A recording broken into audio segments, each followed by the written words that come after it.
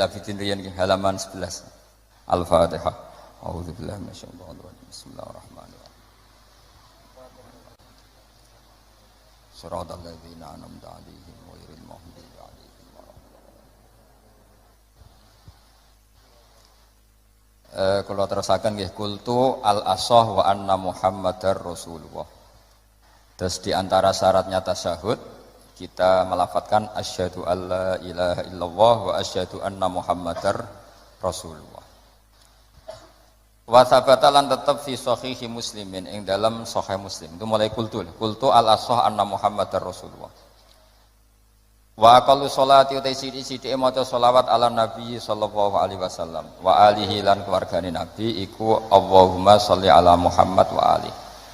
Terus untuk syarat sah itu cukup melafadzkan Allahumma sholli ala Muhammad wa ala alihi. Itu syarat pokok sah.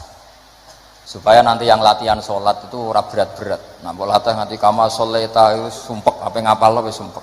Sampeyan aja bayangno sing ngiyai wis suwi, bayangno sing lagi masuk napa? Islam utawa sing lagi gelem sholat. Nah, sing bangsa lagi gelem sholat itu golekno paket paling hemat, napa? Jadi pokoknya cukup Allahumma sholli ala Muhammad. Terus kita harus belajar aqallul fardhu. Ya, jadi meskipun idealnya adalah wa sholli ala sayyidina Muhammad wa ala ali sayyidina Muhammad kama shallaita ala sayyidina Ibrahim, itu ideal, napa? Ideal. Tapi untuk memenuhi syarat sah hanya cukup Allahumma sholli ala Muhammad. Terus yang lagi gelem salat iku rasa kei paket sing jelimet. Cukup Allahumma sholli ala Muhammad wa ala alihi. La wa ziyadatu te nambahi ila hamidum majid maring lafat innaka hamidum majid iku sunnatun iku sunnat fil akhiri ing dalam tasyahud akhir. Itu jelas ya. Melafatkan sholawat sampai finish innaka hamidum majid itu hanya berstatus sunnat. Sing paling pokok namung Allahumma sholli ala Muhammad. Ya, ini penting supaya kita bisa mentoleransi atau memaklumi saudara-saudara kita sing nembe napa salat. Nembe salat mbok ajari nganti buar ya yo kacau. Agama ini pokoknya yasiru wala tu'asiru basyiru wala tunaffiru. Mun kula terusno. Wa kadza wa kas sunnat addu'a tidu atau wa kadza wa ka hukmit tasyahud nganti hamidum majid addu'a tidu ba'dahu sakwise ikilah Hamidum Majid. Terus doa setelah itu juga berstatus sunat. Umumnya jenengan donga napa nak bar Hamidum Majid? Allahumma inni a'udzubika min adzabil qabri wa min adzabin nar wa min fitnatil mahya wal mamati wa min fitnatil masiihid dajjal. Itu juga berstatus napa? Sunat. Jadi pentingnya ulama itu akan milah-milah mana yang dilakukan standar ideal, mana yang harus dilakukan standar apa? Fardu atau minimal. Jagani orang yang baru masuk Islam atau baru mau sholat. Ora sholat puluhan tahun terus kon ngapal Allahumma inni a'udzubika pusing. Apalagi kalau sering dengar dajjal dikira nama baik terus anaknya dijenakno dajjal. Itu banyak loh. Saya tuh punya teman namanya Dolin.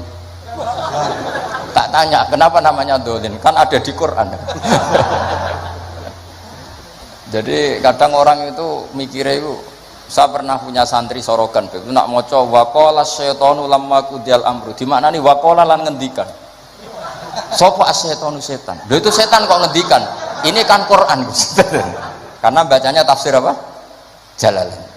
Ayat itu kan ada di Quran, makanya dia mana nih waqala lan ngendikan sopo asyaitonu setan. Tak tanya, ini setan kok ngendikan? Kan di Quran Gus, karena sedang maknani apa?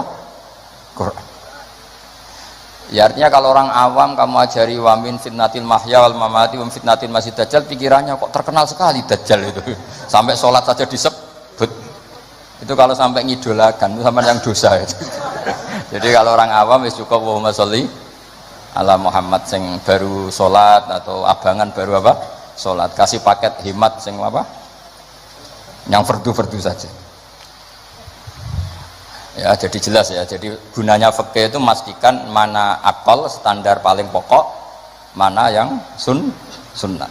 Jadi sehingga kita bisa apa ya, memaklumi lah orang-orang yang baru sholat. Terus kalau terusaken wa maksuruhu tawi donga sing dinukil saking Rasulullah sallallahu alaihi wasallam iku afdalu tentu berstatus luwih apik. Jadi doa yang diajarkan Nabi tentu lebih baik timbang doa kreasine sampean. Karena kalau sampean mengkreasi doa itu pasti satu karena nafsu. Itu pasti. Ya Allah, jadikan seorang kaya raya yang punya karyawan 10.000. Oh itu doa kriminal itu. Artinya kalau Allah nyembadani sampean harus memiskinkan 10.000 orang. Karena tanpa mereka dimiskinkan nggak jadi buruh sampean kan gitu. Jadi gayanya baik tapi agak kurang ajar itu. Karena bayangkan orang lain miskin jadi buruh. Apalagi kalau doa gini, ya Allah jadikan seorang kaya yang rumat 1.000 orang yatim. Itu kalau doa sampean mustajab harus mematikan 1.000 bapak supaya ada ya yatim. Makanya donga aja aneh-aneh itu bahaya itu. Wong nek nak donga ngene, dongakno kula sugih Gusti ben saged nyafaati Gus Bak Habibidin. Kersane saged nulung, berarti ki mbayang aku kere. Kere terus disantuni kan kurang ajar betul. Ora usah donga kreasi itu bahaya karena coba kalau sampean donga ya Allah paringi kula sugih ben saged nyantuni Gus Bak. Berarti kalau doa itu mandi, saya dimiskinkan dulu, butuh santunan.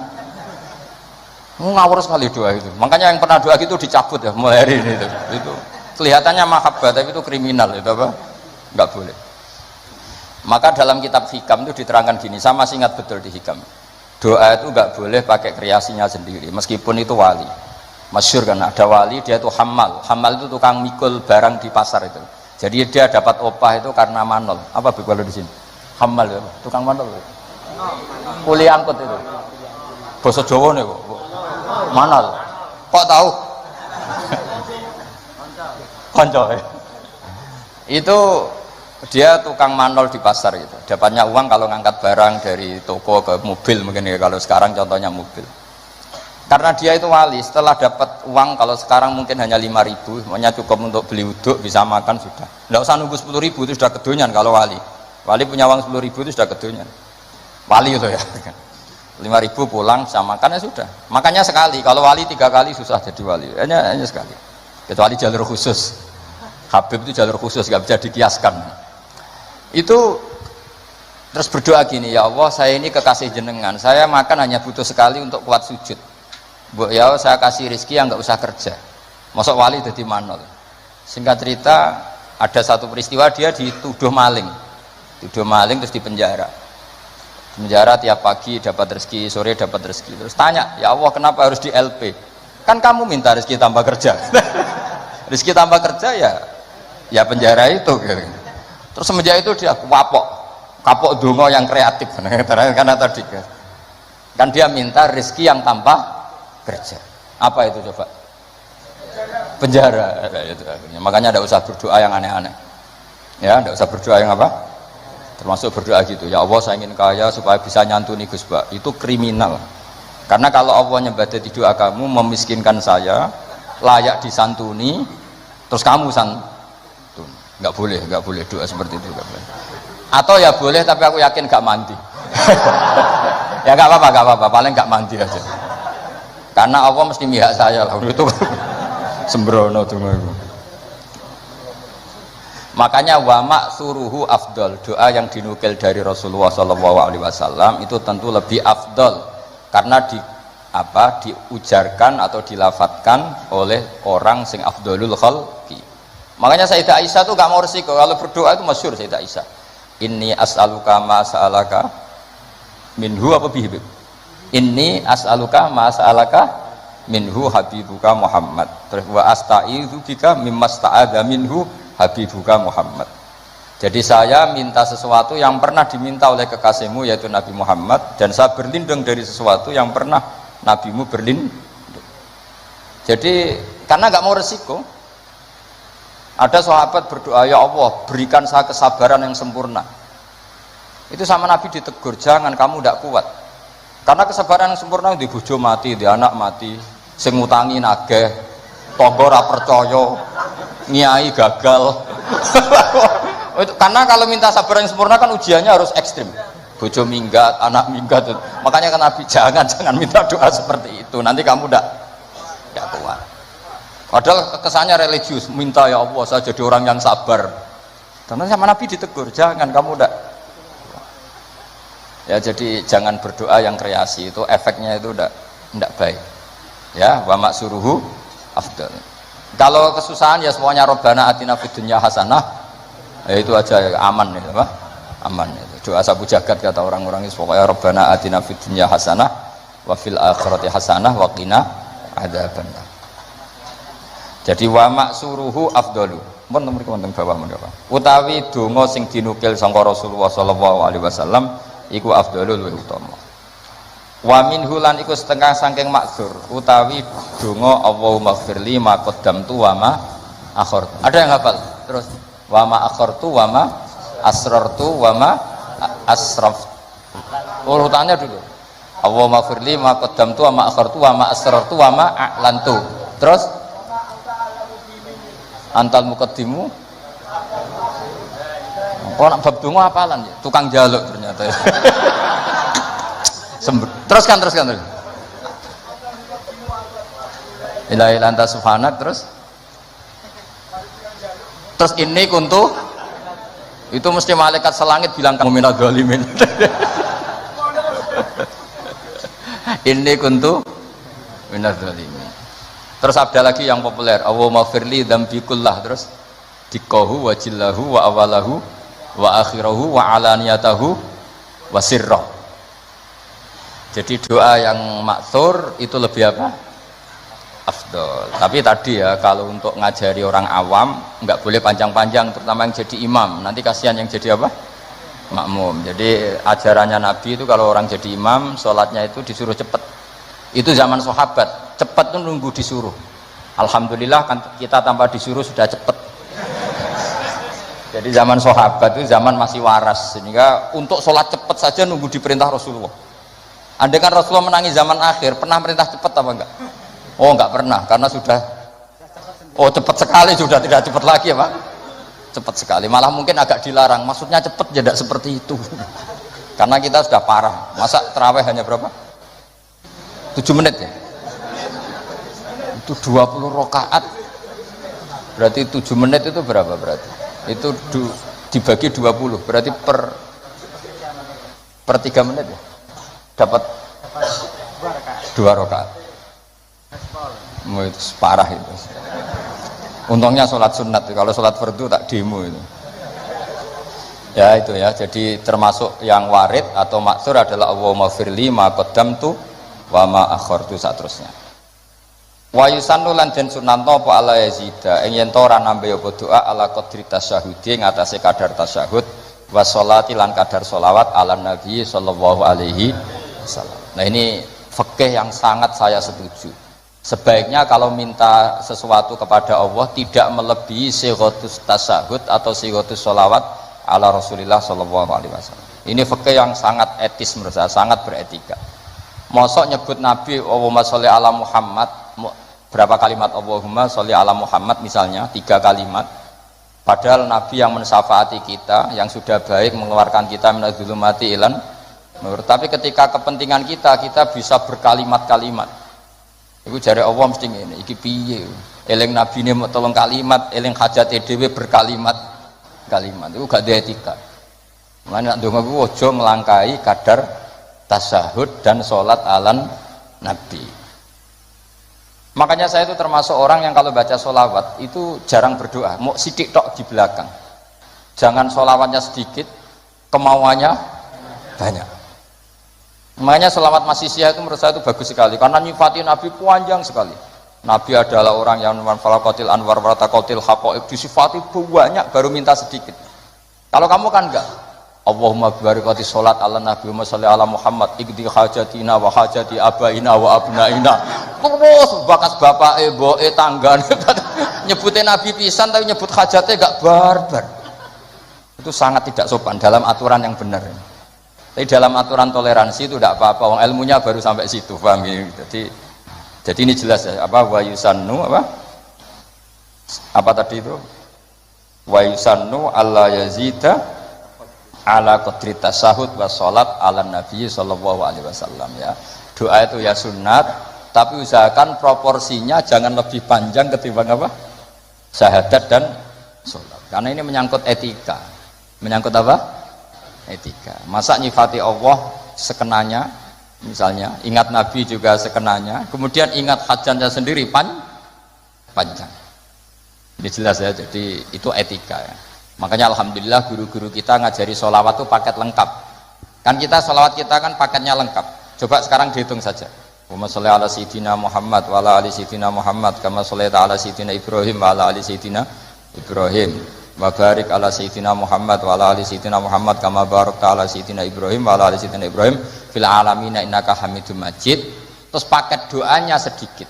Ya tadi karena kebetulan sampai napalnya kan hanya Allahumma inni a'udzubika min adzabil qabri wa min adzabin nar fitnatil mahya wal mamat fitnatil masiihid dajjal. Jumlah itu dengan sholawat tadi banyak mana? Banyak sholawat itu masih bagus. Ya jadi apa ya, menurut saya fikih ini bagus ya. Jadi apa, disunatkan doa itu tidak melebihi jumlah apa, tasyahud dan sholat. Kira-kira ya seperti itulah, etikanya memang seperti itu ya. Jadi kecuali doa itu panjang tapi kamu tidak niat disembadani, mau bukti butuh yang pangeran makom Sayyid Abdul Haddad, tapi potongannya sampai mesti ndak. Sayyid Abdul Haddad itu saya berdoa bukan karena saya butuh, untuk menunjukkan saya iftikor dan ibtihal sama Allah. Jadi yang minta itu bukti butuh saja, tapi nggak ingin disembadani. Tak pikir sampean tidak seperti itu. Ya jaluk tenan, arah disembadani. Jari nak jaluk disukani Gusti, lah kok boten malah protes. Itu malah repot. Mohon kula terusno ya. Waman tesapani wong ajaza iku apes sapa man anhuma saking tasyahud lan sholawat tarot jama mongko nerjemah sapa man. Ana sing maca tarjamah iki sami.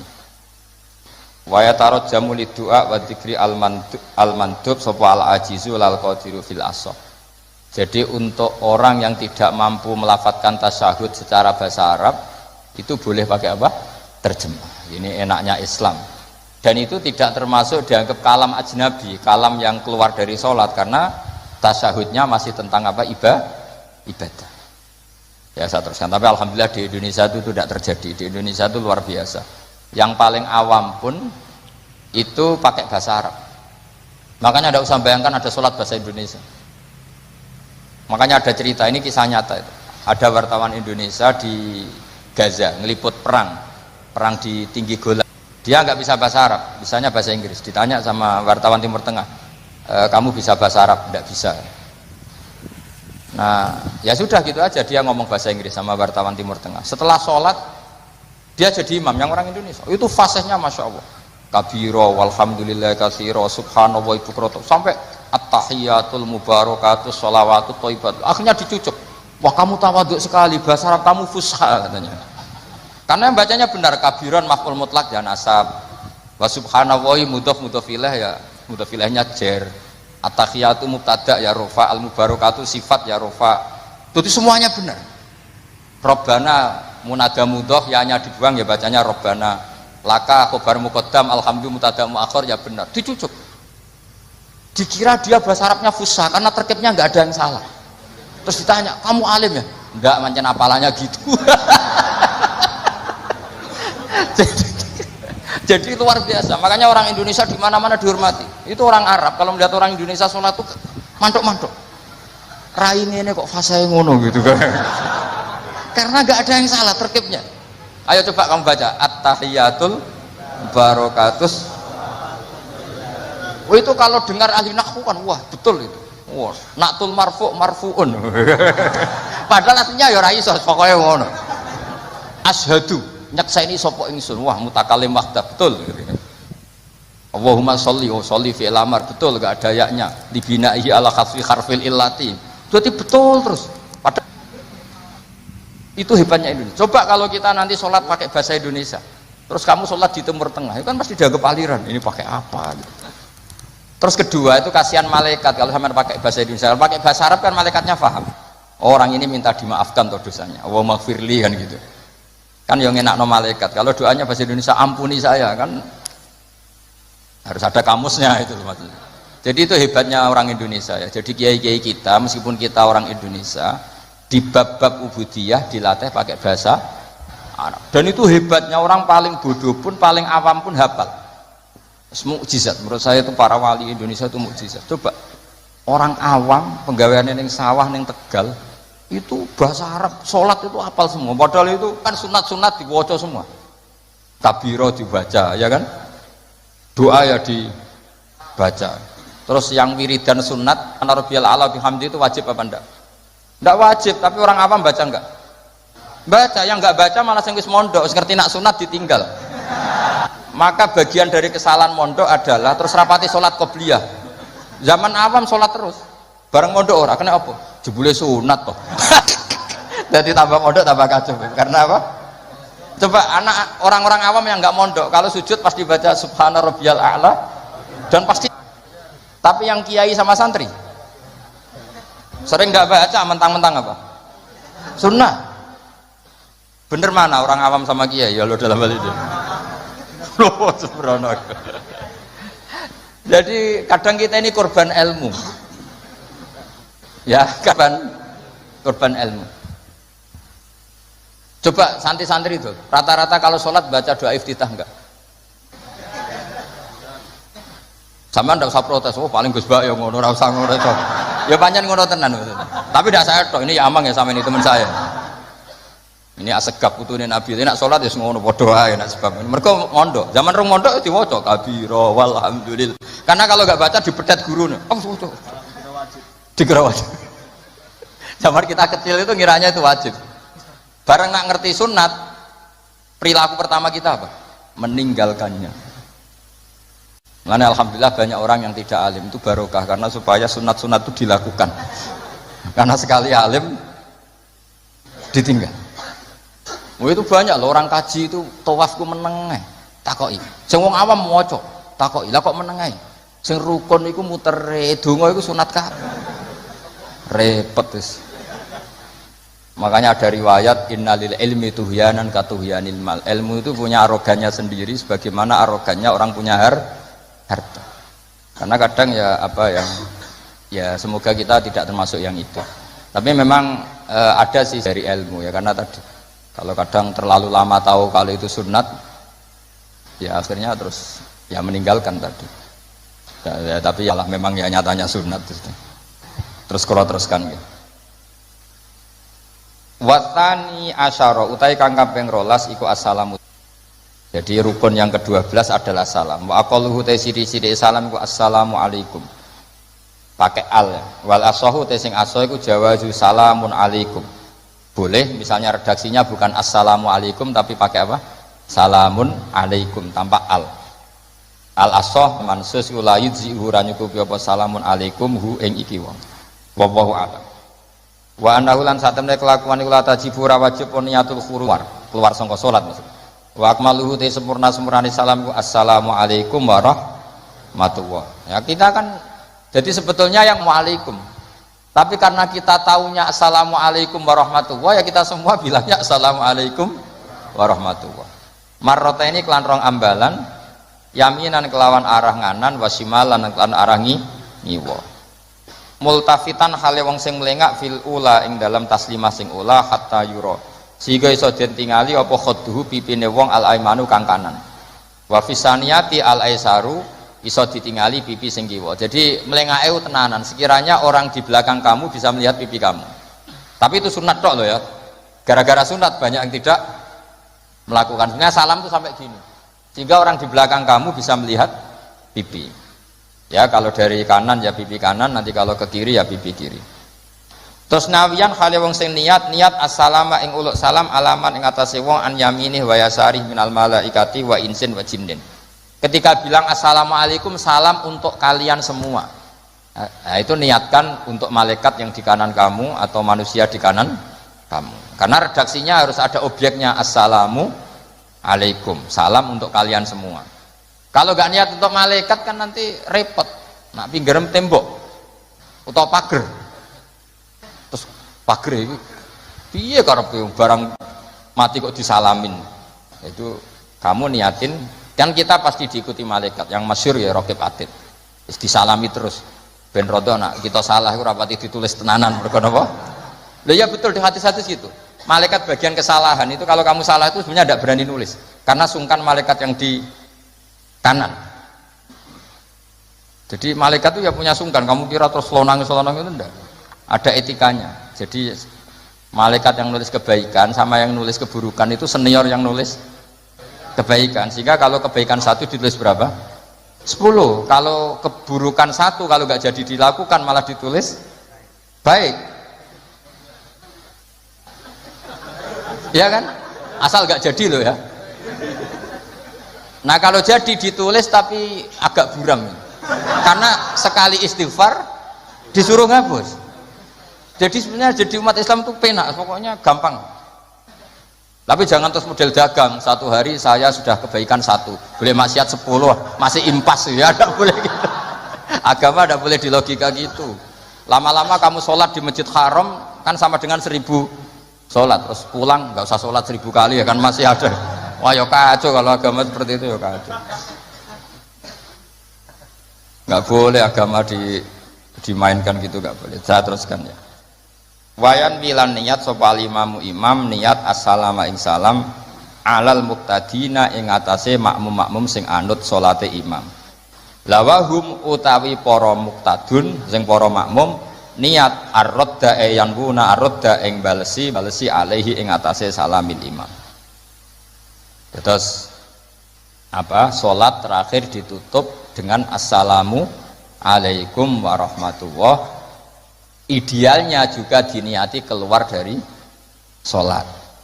Nah kenapa penting diniatkan keluar dari sholat? Karena setelah salam pertama itu memang benar-benar kamu sudah ada sholat. Karena yang jadi rukun adalah salam pertama, salam kedua itu sunat. Makanya secara fikih itu ulama berdebat apa sebaiknya setelah itu makmum berdiri. Sebaiknya loh, bukan syarat sah. Apa sebaiknya makmum langsung berdiri, apa sebaiknya nunggu imam salam kedua. Ada ulama yang mengatakan yonta ini tapi sediluk wae. Kuatirnya nak imame lali terus gak usah salam kedua. Terus resiko kedua adalah rabtus sholat biman laisa fi sholatin. Setelah imam salam pertama, artinya statusnya imam masih sholat apa enggak? Enggak kan? Berarti makmum menghubungkan sholat dengan orang yang sudah tidak sholat. Jadi itu menjadi masalah fikih, paham ya? Sehingga ya sudahlah kita standar saja, ya jangan terlalu nunggu, ya tapi ya jangan terlalu cepat. Ya yang umum saja lah, yang umumnya orang saja. Cuma sampean tak ajari fikih kan, sampean minta saya di sini kan ngajar fikih, sampean jangan protes. Nanti orang kudus jadi begini, kok tidak usah gitu, ilmu ya ilmu saja, tidak usah diprotes. Setelah imam salam pertama, statusnya dia masih sholat apa enggak? Enggak kan? Sudah keluar dari sholat. Artinya kalau makmum terlalu lama, dia mengikatkan sholatnya dia sama orang yang statusnya sudah tidak sholat. Paham ya? Tapi kalau kamu terlalu langsung berdiri, kamu kan tidak tahu kepastian assalamu lagi sin podok mem. Kok ada as langsung muatek. Ini makmum balik lowong belum selesai kok. Ya pokoknya gitulah, sampai nanti kalau soleh ya bisa sendiri lah, pokoknya sudah gitu. Saya hanya ngajarkan secara status fikihnya, status fikihnya seperti itu ya. Jadi salam yang benar-benar rukun itu hanya salam pertama, dan karena salam pertama sudah dilakukan imam, artinya imam itu wes tidak sholat. Anda kalau sampai terlalu lama berarti menggantungkan sholat kamu dengan orang yang sudah tidak sholat. Nah ini yang saya akan memberi maklumat ke sampean, ini penting saya utarakan. Terus ada keunikan dan ada perbedaan. Kalau sampean sholat imamnya itu biasanya habis sholat madhep mana? Umumnya di kiai ini sampean tetap madhep kiblat apa madhep ngalor? Cara Indonesia. Ayo yang madhep kiblat, kiainya madhep kiblat ngaco. Yang gampang itu. Kiblat. Yang serong. Buka serong koyo wong nakal ya. Madhep utara, madhep ngalor. Apa? Berapa? Imam sampean madhep ngalor. Terus nak sing madhep ngetan? Enggak ada kan? Mau nampak jawab, oh yang madhep ngetan kubu sebelah, oh aneh. Ya enggak usah gitu. Itu filosofinya begini. Nah ini penting ya, penting saya jelaskan. Di tek-tek hadis sahih, saya ulang lagi, di tek-tek hadis sahih itu Rasulullah setelah salam itu redaksinya aqbala alaina biwajhi, maka Nabi menghadap ke kita dengan wajahnya. Berarti kira-kira kalau di Indonesia menghadap mana? Timur. Tapi itu tidak konsisten. Konsisten itu ahyanan, tidak konsisten itu ahyanan. Nah, kenapa guru-guru kita tetap madhep kiblat? Karena afdhalul jihad itu kiblat. Kadang guru kita kadang menghadap apa? Utara. Tapi sebagian guru kita juga kadang menghadap ke timur, misalnya langsung ngaji. Itu filosofinya gini di beberapa syarah di Fathul Bari itu. Nabi itu kan sholat, dengerin ya, Nabi itu sholat. Makmumnya itu rata-rata itu kadang 7 kilo dari dalamnya Nabi. Dengerin ya, berapa? 7 kilo, tidak pakai motor ninja enggak, 7 kilo pakai onta. Kalau sampean bilang 7 kilo pakai motor kan cepet. Resikonya apa? Ini dengerin, awas kalau salah. Berarti kalau salah, salah sanad. Maksudnya sampean yang salah, bukan saya. Artinya andekan, tak ulang lagi, andekan Nabi tetap berposisi menghadap kiblat, maka makmum yang baru datang tuh ngira Nabi masih sholat. Sehingga wis kadung Allahu Akbar langsung duduk, karena ngiranya Nabi masih, padahal Nabi sudah tidak.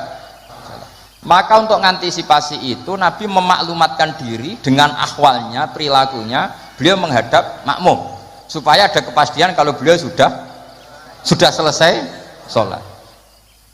Sehingga karena illatul hukmi seperti ini, kita fleksibel, kadang madhep kiblat, kadang madhep ngalor, kadang madhep ngetan.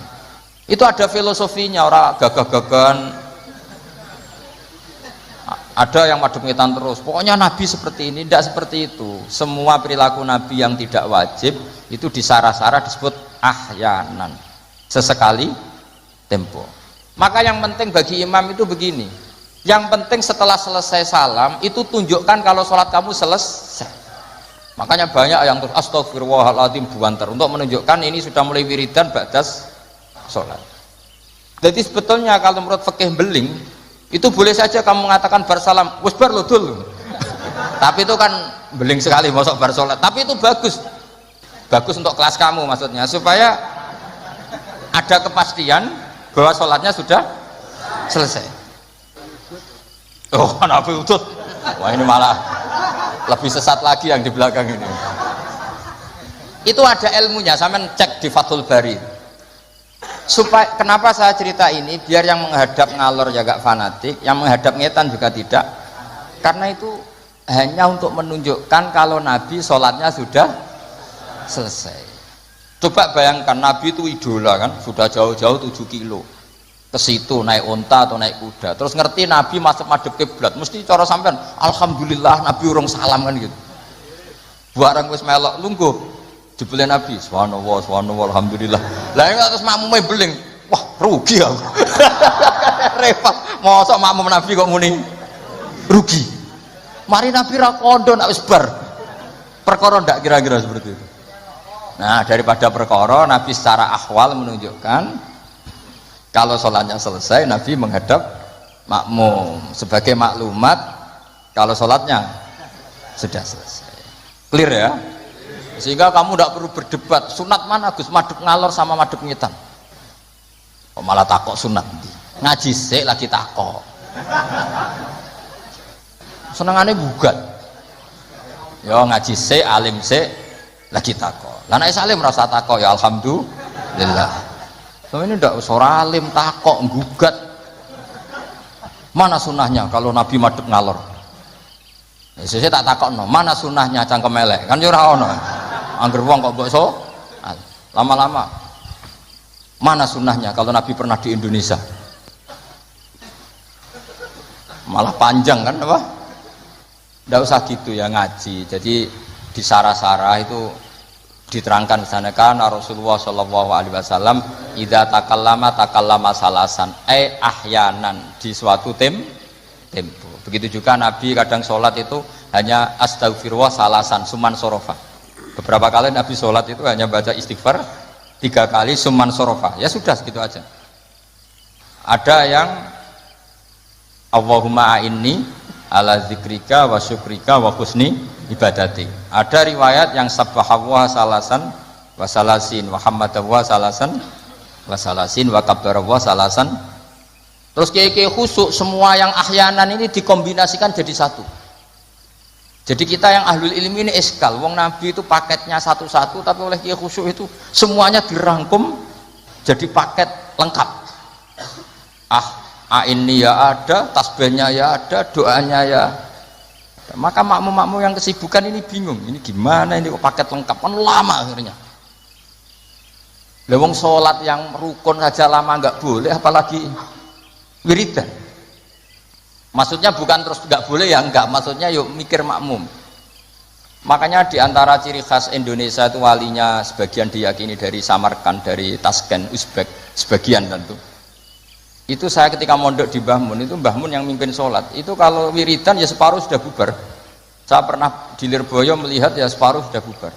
Ternyata yang kelakuan kayak gitu ada di Uzbek, meskipun imamnya mursyid separuh bubar. Itu tradisi yang bagus, itu harus ditiru. Artinya harus ditiru gini, untuk menjaga konstitusi wong nunggu guru ono separuh, untuk menjaga konstitusi kalau nggak wajib ada yang bubar. Kalau semuanya nunggu berarti ini mewajibkan sesuatu yang tidak wajib, itu bahaya kalau dalam konstitusi ilmu. Sayyid Abdullah bin Husain bin Thohir yang ngarang Sulam Taufik itu diantara masalah besar dalam ilmu apa? Ijabu malam yajib, mewajibkan sesuatu yang tidak wajib. Sehingga para ulama itu yang ikuti Sulam Taufik yang dikarang Sayyid Abdullah bin Husain bin Thohir, benar ya, Abdullah bin Husain bin Thohir. Itu kalau muridnya wiridan terus dia mau, cung ora wajib kok wiridan terus, kok dikira wajib. Tapi nak tahu ora tau wiridan ya dia mau, sunat ora tau mbok lakoni. Nah itu akhirnya di Indonesia itu bagus, pondok-pondok besar di Indonesia kalau kiainya, padahal yang imami kiainya, apalagi ketua keamanan malah ditinggal. Oh penggane nangkep wong kan gitu. Saya dulu pernah sholat, Mbah Mun nggak ngimami, yang ngimami ketua keamanan. Itu belum takbir separuh sudah bubar. Karena kecewa, kan kita ingin makmum Mbah Mun, ngapain ini yang maju? Wah repot. Ya jadi tradisi itu jangan pahami yang macam-macam ya.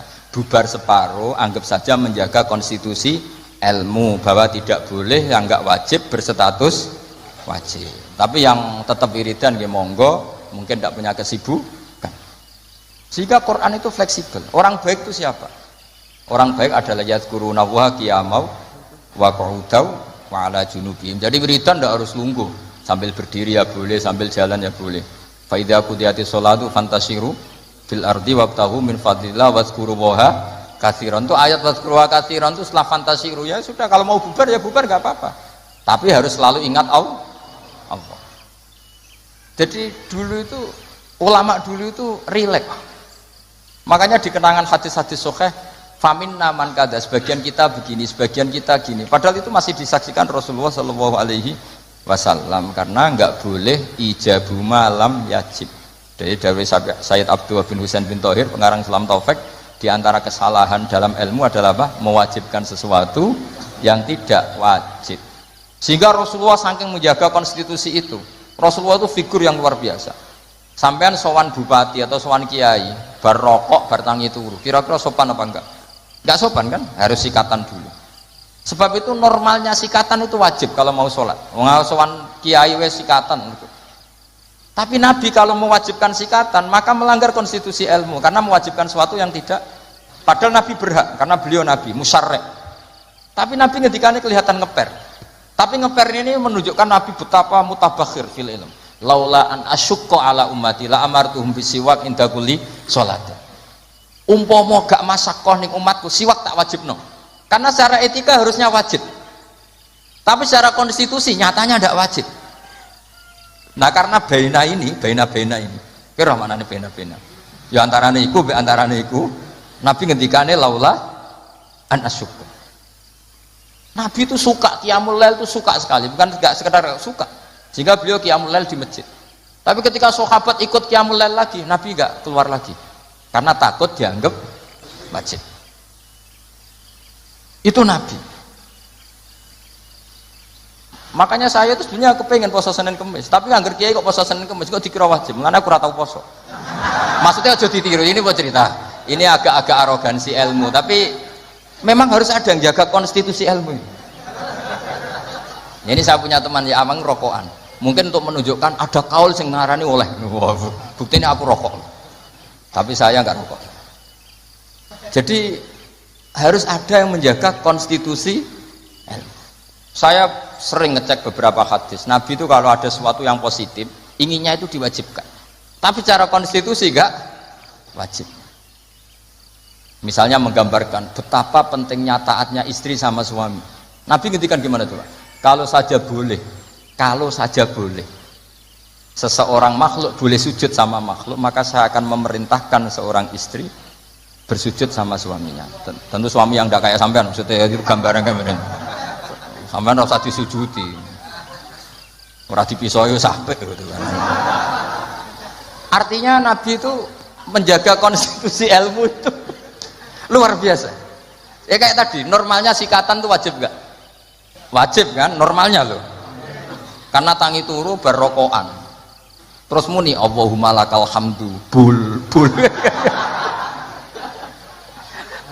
Tapi kalau diwajibkan secara konstitusi tidak wajib. Tapi secara etika wajib. Makanya ngetikanya ngeper laula an asyukko ala umat. Sekarang tak beri contoh lagi. Ndak ini ngaji. Saya tadi sudah pamit sama Habib Bidin, saya kalau Rejab itu memang enggak ngaji sudah. Jadi saya pray bukan ada masih di Damaran, nanti saya tinggal satu pertemuan.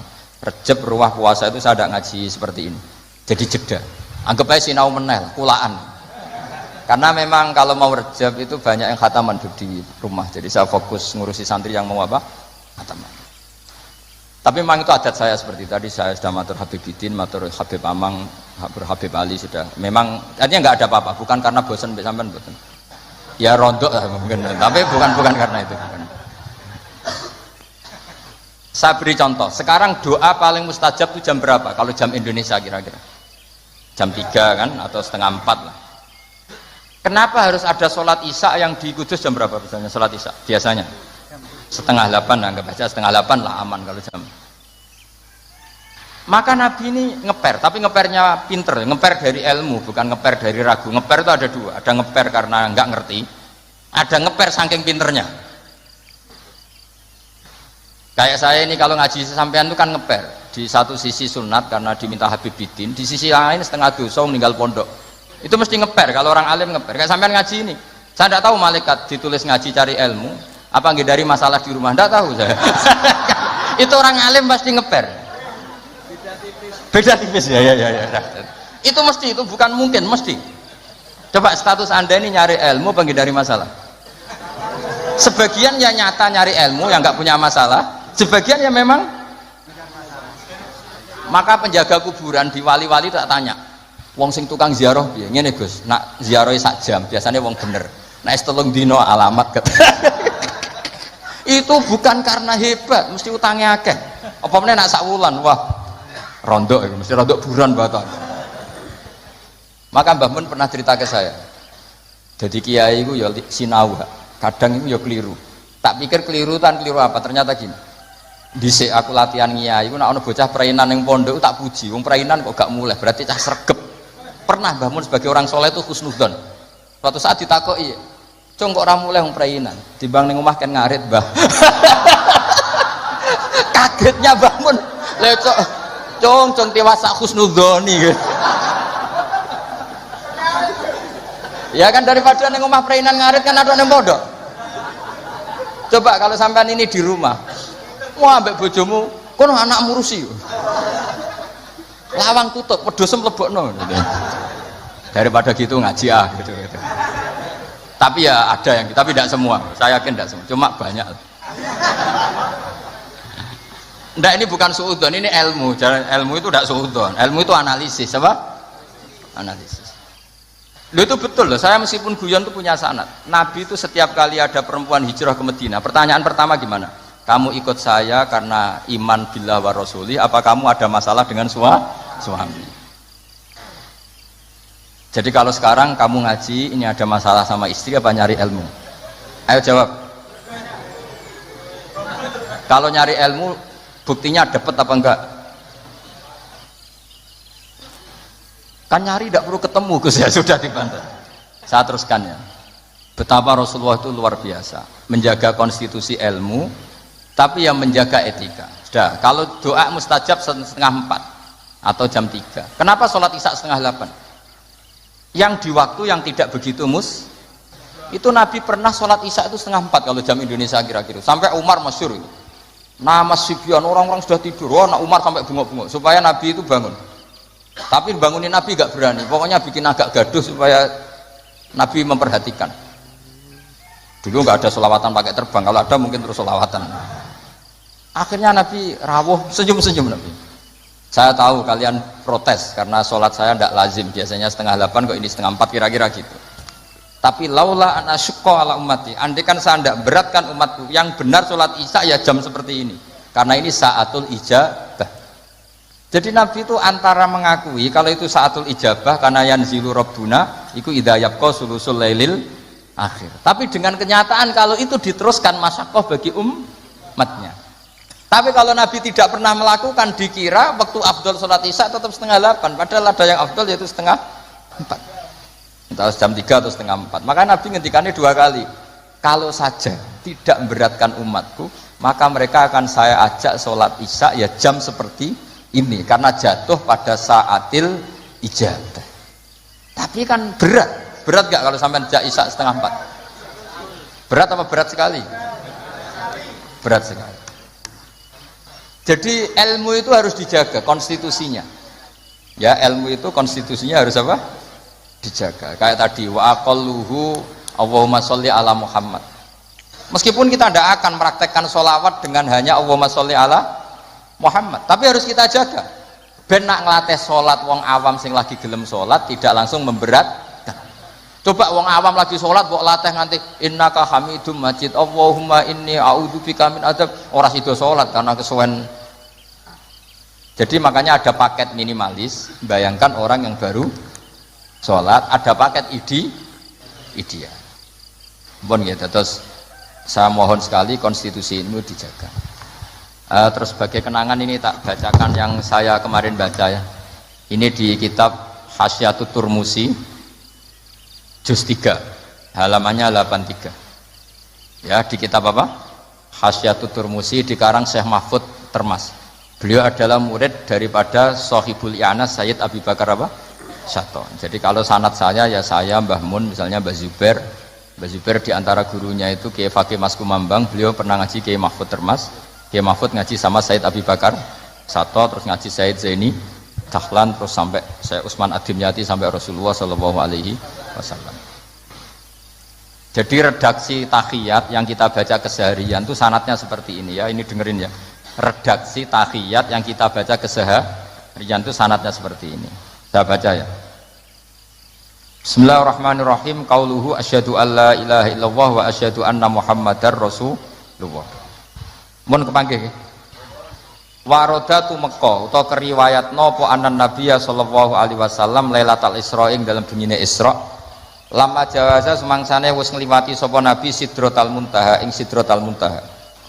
Ghasyiyathu mongkong liputi ing Nabi apa sahabatun apa mendung. Min nurin saking nur. Fiha kang iu tetep ing dalam nur minal anwari saking pira-pira nur ma uta apa wae sak kang ngersano sapa Allah. Kalau dalam istilah surat Quran apa faghasyaha ma ghasya. Jadi Nabi ketika terbang lewati Sidratul Muntaha semuanya berbentuk nur dan nur itu enggak terkirakan. Faqafa mongko mandek sapa Jibril walam yasiran orang melaku sapa Jibril mau sertane Nabi. Terus Jibril mandek. Beliau tidak ikut Nabi jalan. Padahal mulai dari bawah ikut. Mulai proses terbang ikut semua. Tapi pas di situ Jibril apa? Berhenti. Faqala mongko dawuh lahu maring Jibril sapa Nabi sallallahu alaihi wasallam. Atat rukuni asiru munfaridan. Atat rukono to ninggal jenengan ni ingsun asiru ingkang lumaku ingsun munfaridan khalid dhewean. Cara Jawa wis piye to mulai kok ngisor mbok baturi pas sampe tok malah mbok tinggal padahal mau finish. Faqala mongko matur sapa Jibril dawuh wa ma minna illa lahu maqamum maklum. Wa ma minna lan ora ana saking salah sijine kita illa lahu kecuali ahadin minna maqamun te ana batas maqam maklumun kang wis ditentokno. Intine cara Jawa iku saya bukan membiarkan engkau sendiri tapi ini kelas saya maksimalnya sampai sini. Jadi kelas saya sampai sini. Jadi tahu diri Jibril. Ini sudah ada wilayah saya, ini kelas saya berhenti di sini. Wa ma minna illa lahu maqamum maklum. Faqala mengko dawuh sapa nabi sir mai walau khutwatan sir mlaku panjenengan mai sertane ingsun walau khutwatan senajan to sak jangkah terus sampai nabi dinyang cara wong kudus dinyang pun tambahi sithik mawon jadi Jibril dinyang ya akhirnya gelem sungkan mek kanjeng nabi sithik wae sak langkah pun baturi sithik mawon fasara mongko lumaku sapa Jibril mau sertane kanjeng nabi fakata mongko meme sapa Jibril ayah tira kain to kobong sapa Jibril menanuri sanging nur wal jalali lan keagungan wa hebati lan wibawa wasahura lan cilik sapa Jibril wadaba lan luruh sapa Jibril luruh iku meh koyo hancur jenenge daba hatta sara sehingga dadi sapa Jibril qadrul usfuri mau sak manuk emprit itu Jibril ketika melanggar satu langkah saja beliau luruh saking wibawanya Allah sampai hatta sara qadrul usfur Jibril cilik nganti sak manuk emprit mengkeret ya cara Jawa kok rohan mengkeret bangsa mengkeret kok roh kenapa oh mengkerti roh pinter nak bangun repot ya umat itu macam-macam ana roe mengkeret barang fa asyara moko isyarah sapa malaikat Jibril ala Nabi sallallahu alaihi wasallam isyarah bisalam iklan salam bi ayu salima gambare arep to maca salam sapa Nabi ala Rabbi ing atase pangerane Kanjeng Nabi idza wasala nalikane wis temu sapa Nabi makanal khitab ing panggonane khitab. Jadi ketika Jibril gak bisa ngawal sampai situ, ya sudah jenengan saatnya kirim salam atau membaca salam untuk Allah Subhanahu wa taala. Terus faqala falamma wasala mongko semangsane tumeka sapa Nabi sallallahu alaihi wasallam ilahi maring makanal khitab atau ilahi ila makanil khitab qala mongko dawuh sapa Nabi at-tahiyatul mubarakatus sholawatut thayyibatu lillah. Kula maknani nggih. At-tahiyatu te segalane ruba-ruba al-mubarakatu kang berkah kabeh. As-sholawatu kang penuh dengan rahmat tazim atau ibadu kang suci kabeh iku kabeh lillahi kagungane Allah. Segala kebaikan, segala keberkahan, segala kehormatan, segala kesucian namun kagungane Allah Subhanahu wa taala. Faqala mengko jawabi sapa Allah taala Allah menjawab assalamu alayka ayyuhan nabiyyu wa rahmatullahi wa barakatuh. Jadi ini sebetulnya tahiyat itu dua kalimat, yang satu dari Nabi, yang sebagian klausulnya dari Allah. Jadi at-tahiyatu sampai lillah dari Nabi, yang assalamu alayka dari Allah untuk Kanjeng Nabi. Itu aslinya seperti itu. Ya, faqala Allahu assalamu alayka ayyuhan nabiyyu wa rahmatullahi wa barakatuh. Assalamu te salam ka alayka ing atase panjenengan ayyuhan nabiyyu nabi wa rahmatullahi wa barakatuh. Nah, ketika Allah sudah membalas Nabi seperti itu, Nabi itu ingin jangan hanya saya yang selamat. Ini saking syafaqahnya welase Kanjeng Nabi Muhammad sallallahu alaihi wasallam. Kan Allah hanya ngendikan assalamu alayka, kamu itu dijamin selamat Muhammad. Terus Nabi kepikiran, ndak umatku sing kudus sing ngaji minhajut thalibin iki piye? Wis ngaji ora pati paham iki piye? Wis ngaji ambek menghindari masalah iki piye? Jadi Nabi ingin ampun kula tok Gusti sing tok napa? Salam. Itu saking syafaqahnya Rasulullah sallallahu alaihi wasallam. Makanya tak baca biar semua tambah mahabbah kepada Rasulullah sallallahu alaihi wasallam. Fa ahabba mongko kepengin itu seneng banget. Fa ahabba mongko kepengin banget atau seneng banget sapa an-nabi sapa Kanjeng Nabi Muhammad sallallahu alaihi wasallam ayakuna yen ta ana iku li ibadillah kedhe pira-pira kaulen Allah as-solihina kang saleh kabeh apa nasibun apa jatah bagian min hadzal maqam sang ilah maqam. Faqala mongko dawuh sapa Nabi assalamu alaina wa ala ibadillahi sholihin. Jadi Nabi nambahi piyambak, ampun saya tok Gusti, tapi juga untuk semua hamba yang soleh. Ya soleh itu kelas-kelasan, ada yang kelas wali, kelas amatir, kelas rakyat. Pokoknya kelas rakyat itu pokoknya yang gak zina ya soleh, yang gak maling ya, pokoknya yang gak dosa gede ya soleh. Senajan to pentino rokokan yang perapatan, pokoknya dosa gede ya soleh. Pokoknya sesuai kelas masing. Ya kalau kelas awam kan pokoknya wabistina binil kabair tufaru soghairu wajal wudhu yukaffiru. Gak ngelakoni dosa gede ukuran orang awam ya wis napa? Soleh. Sampeyan kon ngilangi sak dosa cilik, ora oleh delok wong wedok, gak oleh ngrasani ora oleh gremeng wis taqabbalallahu minna minkum. Salah bakalan wis sebutane. Bar diudoni jadi ada yang mari cari. Tak bar ya, Pak.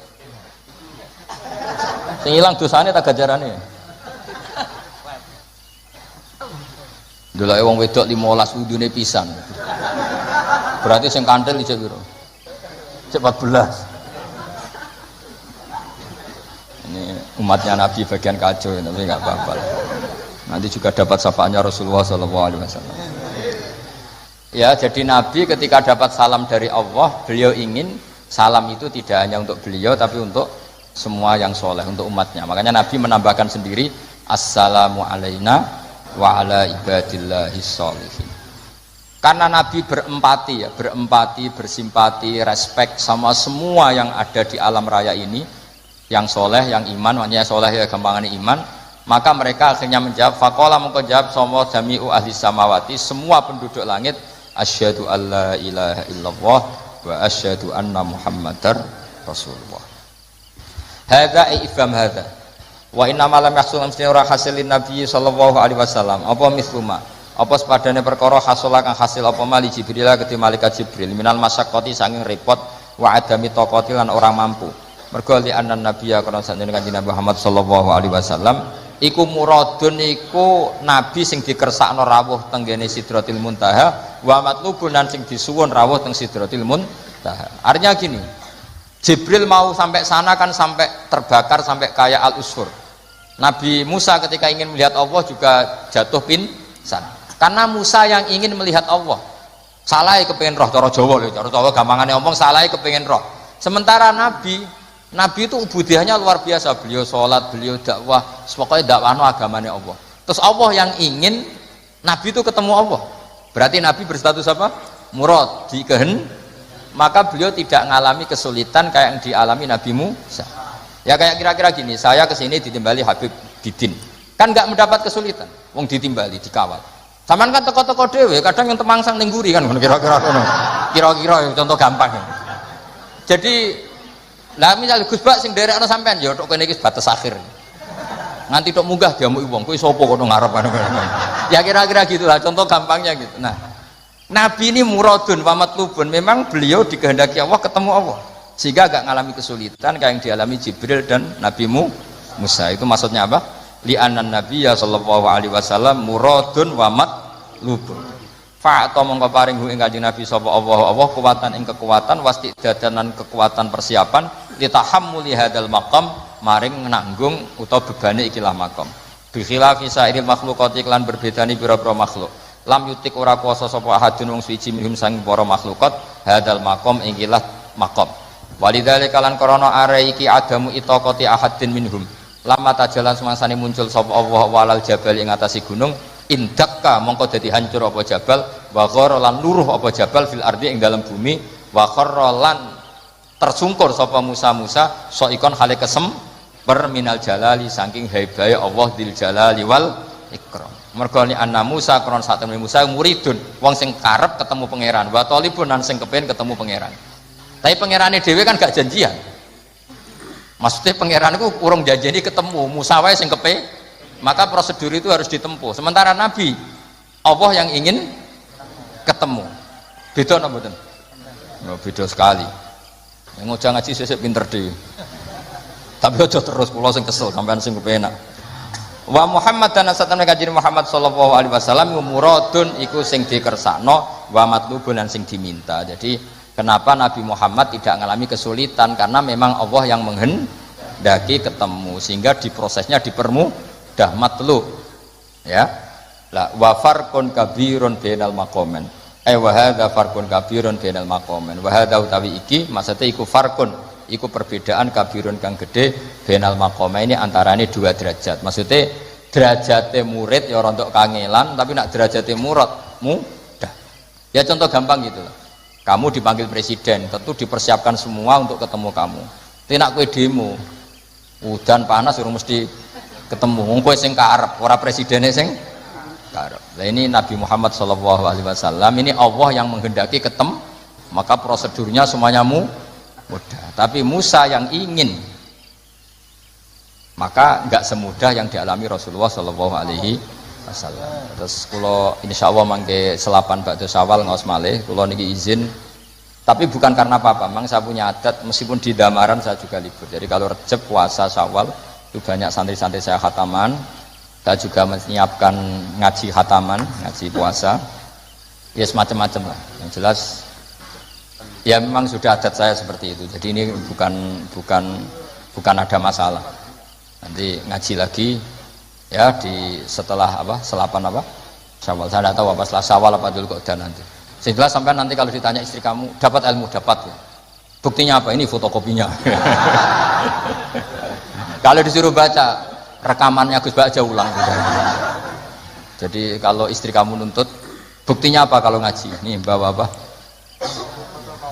Itu nanti yang ingin ya motokopi di teman-temannya ya itu sudah saya ijazahkan ya. Jadi yang tidak punya motokopi yang ada di teman-teman ya itu luar biasa. Ben nambahi mahabbah kita sama Rasulullah Shallallahu Alaihi Wasallam. Jadi kalau nasib saya baik itu kalau kalian tidak paham itu akan ngomong gini, wah ilmunya Gus Bak tinggi sehingga kita tidak paham. Itu kalau nasib sedang baik. Kalau nasib saya buruk itu minim artikulatif sehingga menjelaskannya bulat itu pasti nggak pinter orangnya karena menerangkan saja tidak mudah apa difahami. Tapi kalau nasib sedang baik sampainya nggak paham malah muji ilmu saya yang tinggi padahal kadang nggak memahamkan memang rumusnya itu salah sehingga bulat. Tapi insya Allah nasib saya malam ini baik. Begini, saya dulu pernah berdoa berkali-kali sama Allah SWT bahwa saya ingin membaca Quran itu fasih fil makna. Fasih itu artinya jelas, runtutan logikanya jelas. Sehingga barokahnya fasih itu logika Quran atau logika yang dibangun Quran itu menjadi benar-benar logika yang diterima siapa saja, termasuk diterima oleh orang kafir. Kita tahu Umar itu masuk Islam sebelum mondok apa enggak pernah mondok? Sebelum mondok, enggak pernah beliau ngaji tafsir. Nggak pernah mondok, tapi beliau dengar Quran itu paham karena logika yang diutarakan Quran itu logika sesuai fitrah salimah, sesuai akal yang apa? Sehat. Saya dimana-mana cerita karena ini kebanggaan para mufassir. Ketika Jubair bin Mut'im bin Adi menceritakan bapaknya yaitu Mut'im bin Adi. Beliau adalah orang yang sangat pintar sekali sehingga didelegasikan oleh kafir Quraisy untuk jadi negosiator di Asra Badrin. Jadi perang Badar itu kan ada Asra Badrin, orang-orang kafir yang ditawar Islam. Kemudian orang ini diutus untuk jadi negosiator. Singkat cerita pas datang ke Madinah pas Rasulullah SAW baca surat Wattur wa kitabim mastur fi raqim mansur sampai ayat am khuliqu min ghairi syai'in am humul khaliqun sampai ayat am khalaqus samawati wal ard. Di ayat itu Allah menceritakan kalau Tuhan-Tuhan yang kamu anggap Tuhan itu sebagai Tuhan, misalnya Lata, Uzza, Manat, nggak apa-apa kata Allah. Tapi kata Allah saya minta bukti prestasi mereka apa kalau sebagai Tuhan itu. Apakah pernah ikut menciptakan langit bumi? Atau kalau nggak bisa menciptakan urun kata Allah, urun semen sak-sak kata Allah, penting urun. Sehingga logika lalu terbangun, prestasinya apa? Tuhan-Tuhan yang kami tuhankan itu. Kata Allah, Qul ara'aytum ma tad'una min dunillah aruni madza khalaqu minal ardi am lahum syirkun fis samawati. Kalau mereka Tuhan tunjukkan prestasinya ke saya kata Allah. Apakah mereka terlibat dalam penciptaan langit dan bumi? Atau kalau nggak bisa menciptakan 100% kata Allah setidaknya urun. Ya tadi urun semen, amlahum syirkun fisama. Syirkun maknanya urunan. Lalu ketuhanan berhala Uzza dan sebagainya batal karena ayat ini. Orang kafir berpikir wah ini tidak Tuhan karena nggak punya prestasi apa-apa. Lalu mereka secara ekstrim malah berpikir ateisme, tidak mengakui adanya Tuhan. Kalau nggak diakui adanya Tuhan berarti alam raya ini dimulai dari ketiadaan. Logikanya berarti begini, hadhil maujudat khalaqahal adam. Langit yang karuan wujud, bumi yang karuan wujud, hewan-hewan yang karuan wujud, matahari, rembulan, lautan semuanya wujud. Kemudian semua maujudat ini dirumuskan khalaqahal adam, diciptakan oleh ketiadaan. Pertanyaannya adalah ma huwal junun asyaddu min hadza? Kegilaan apa yang lebih parah ketimbang ini?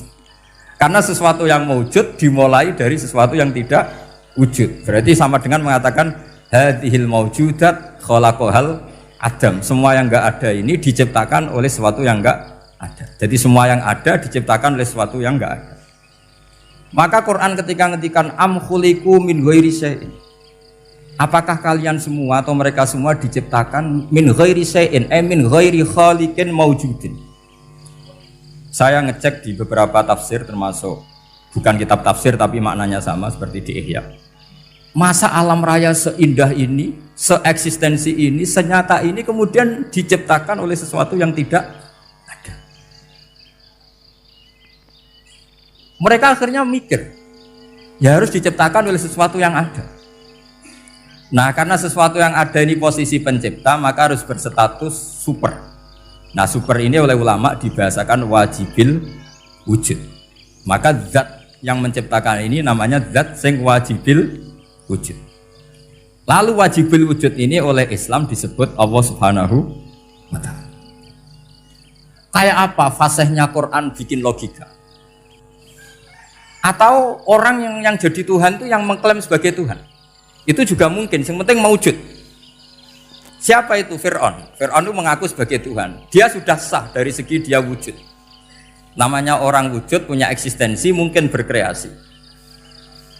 Saya ulang lagi, namanya orang wujud punya eksistensi, tentu mungkin berkreasi. Tapi pertanyaannya begini, ketika Musa tanya, pertama ditanya Musa, lalu kamu kalau menyembah selain saya, nyembah siapa? Kata Musa, Rabbul Alamin.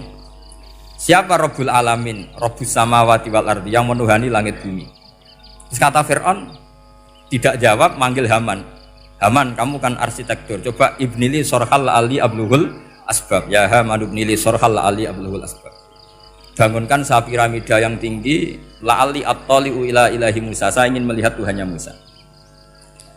Lalu kemungkinan Tuhan di bumi, kata Fir'aun, ma'alim tulakum min ilahin ghairi, kemana-mana saya melihat yang jadi Tuhan saya. Musa ngerti kalau Fir'aun ini pekok cara bahasa Jawa itu menerangkan sifatnya Allah itu dengan sifat yang sederhana, tapi justru dengan sederhana ini Fir'aun tidak bisa jawab. Terus Nabi Musa ganti argumentasi, Rabbukum wa Rabbu abaikumul awalin, yang nuhani nenek moyang kamu, leluhur kamu. Itu terperangah, kagetnya bukan main Fir'aun. Karena para umatnya, para punggawanya lalu berpikir, kalau ini Tuhan berarti buyut-buyutnya nggak ada Tuhan, kan Tuhannya datang terlambat. Makanya Pak Jokowi kalau dituduh PKI nggak terima. Saya ini tahu lahir tahun berapa gitu, pas ada PKI itu masih 4 tahun, masa ada PKI balita? Ini enggak, ini ada Tuhan balita, Tuhan terlambat. Pertanyaannya adalah kalau Fir'aun itu Tuhan, lalu bapaknya, mbahnya, buyutnya Tuhannya siapa? Makanya ketika Allah disifati Nabi Musa, Rabbukum wa Rabbu abaikumul awalin, yang nuhani nenek moyang kamu, itu kagetnya bukan? Dan semenjak itu banyak punggawa Fir'aun yang iman.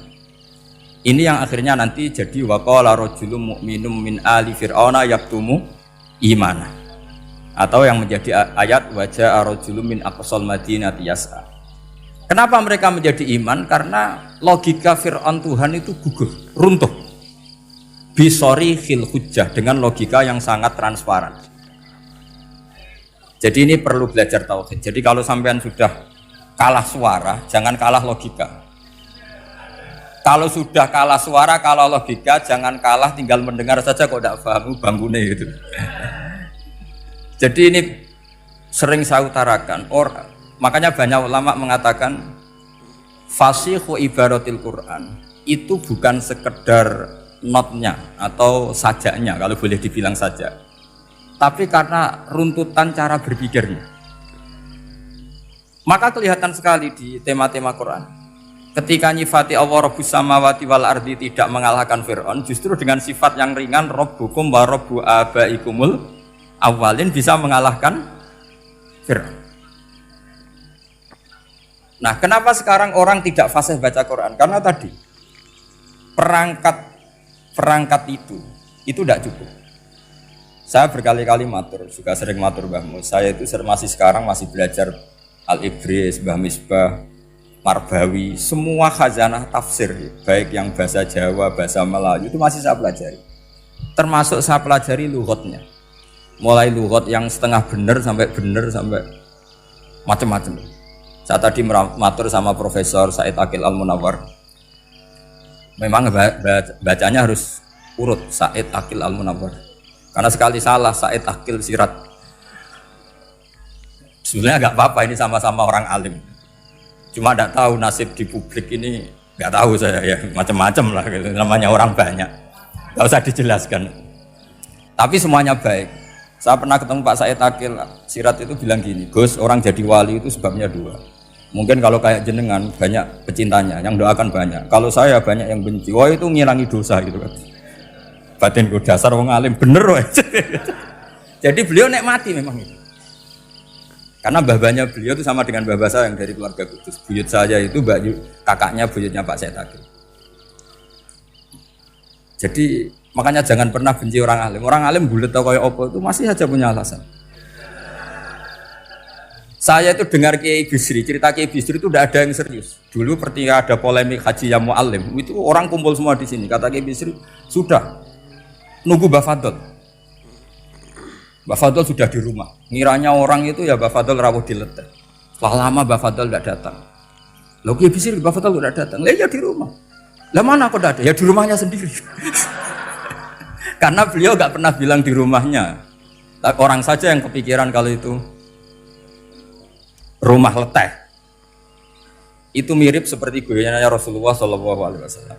Nabi itu kalau guyon itu tidak pernah bohong. Makanya di Liba itu disebut wayam zahu wala yaqulu illa haqqan. Nabi itu ya guyon, tapi nggak pernah bohong. Yang bohong kan khayal kamu. Masyhur itu ada orang sepuh sowan Nabi. Di kitab saya itu perempuan, tapi di beberapa kitab lelaki. Saya tidak tahu pastinya berapa. Biasanya ahli hadis mentahmilkan taat dudul kisoten atau taat dudul wakiaten. Oke, kita bayangkan itu perempuan. Ya Rasulullah, saya ini tergesa-gesa, nanti takut kemalaman. Ini orang sepuh. Jadi jangan kamu bayangkan Nabi Suwani wong ayu nom nanti jadi hoax. Orang sepuh. Oh di sini aja, tidak usah tergesa-gesa pulang kata Rasulullah. Nah nanti gimana, saya jalan kaki ya Rasulullah sampai kampung saya itu nanti malam. Kata Nabi, la ahmilan naki alab binako. Santai saja, nanti tak pinjemin anaknya unta. Kata perempuan tadi, ma fa'altu bibninako. Apa yang bisa saya lakukan dengan anaknya unta? Sudah, tenang saja kata Nabi. Setelah mau pulang, disiapkan unta, ya unta tua, unta layak dinaikin. Ya Rasulullah, ini kok unta tua? Katanya anaknya unta. Nabi dengan santai, oh masih tua ya anak unta. Jadi itu menafsirkan anaknya onto cilik itu kan pikirannya kamu kan. Sebetulnya anaknya onto itu ya tua pun anak onto. Maka saya itu yang termasuk bangga. Nasib saya nanti insya Allah kayak Gus Mus, kayak Gus Dur, sampai tua dipanggil Gus. Tapi saya niatnya lebih buruk supaya nanti kalau saya salah pantas ngijek Gus. Tapi dalam kompetisi kadang Gus itu kalah. Itu dulu di Pondok Sarang tuh kalau ke WC itu antri. Itu yang di WC didodok supaya cepat keluar. Ayo cepat keluar, saya Gus. Dikira teror Gus itu yang di WC menjadi takut. Yang dalam WC gak kalah, saya malah kiai. Iya. Jadi memang kacau kalau sudah logika itu kacau. Tapi di Ihya kitab yang populer dikaji di pesantren itu ada babnya. Qodiyat itu pengarang tentang betapa wajibnya takzim sama Rasulullah. Tapi punya bab mizahun Nabi, guyonan-guyonannya Kanjeng. Cuma Nabi seninya tadi wala yaqulu illa haqqan. Meskipun guyon itu enggak pernah bohong, itu butuh seni itu. Bohong apa guyon tapi tidak pernah bohong. Tapi umatnya ada saja yang pernah niru, ya termasuk Kiai Bisri tadi. Sudah nunggu Mbah Fadl, sudah di dalam. Ketika ditunggu ternyata ya dalamnya Mbah Fadl sendiri, bukan di dalam apa? Ada seorang raja yang gemar kawin karena orang Arab gemar kawin. Itu setiap ada perempuan cantik ingin dinikah. Nikah itu masih baik, jadi sama ndak usah anti. Soal kamu dengki sama orang poligami itu ya hasut gitu. Yang layak biar poligami, asal ada yang mau dan siap-siap ada tambah satu hilang satu. Biasanya kan. Singkat cerita dia itu cinta sama seorang perempuan. Nah perempuan itu ditanya-tanyakan sama pemuda situ ajudan dia. Gimana saya boleh nikah itu? Jawabannya tadi kaifa tankihuha wa qad ra'aitu qabbalaha rajul. kok kamu nikahi gimana? Saya pernah melihat dia itu dicium seorang lelaki. Kamu itu seorang raja, masa nikahi perempuan yang pernah dicium seorang lelaki? Wah itu miso-miso raja. Udah enggak. Saya ini raja muslim soleh, masa nikahi orang yang pernah dicium lelaki? Suatu saat si pemuda ini menikahi perempuan itu. Mangkelnya bukan main, karena dia saingan sama raja, gak mungkin menang. Satu-satunya menang itu bikin hoax tadi itu. Ini cerita ini di Ithaf, di sarahnya Ikhya. Kamu kira ini di cerita Alfu Yaumin wa Lailatin Abu Nawas, enggak, ini cerita di Ithaf.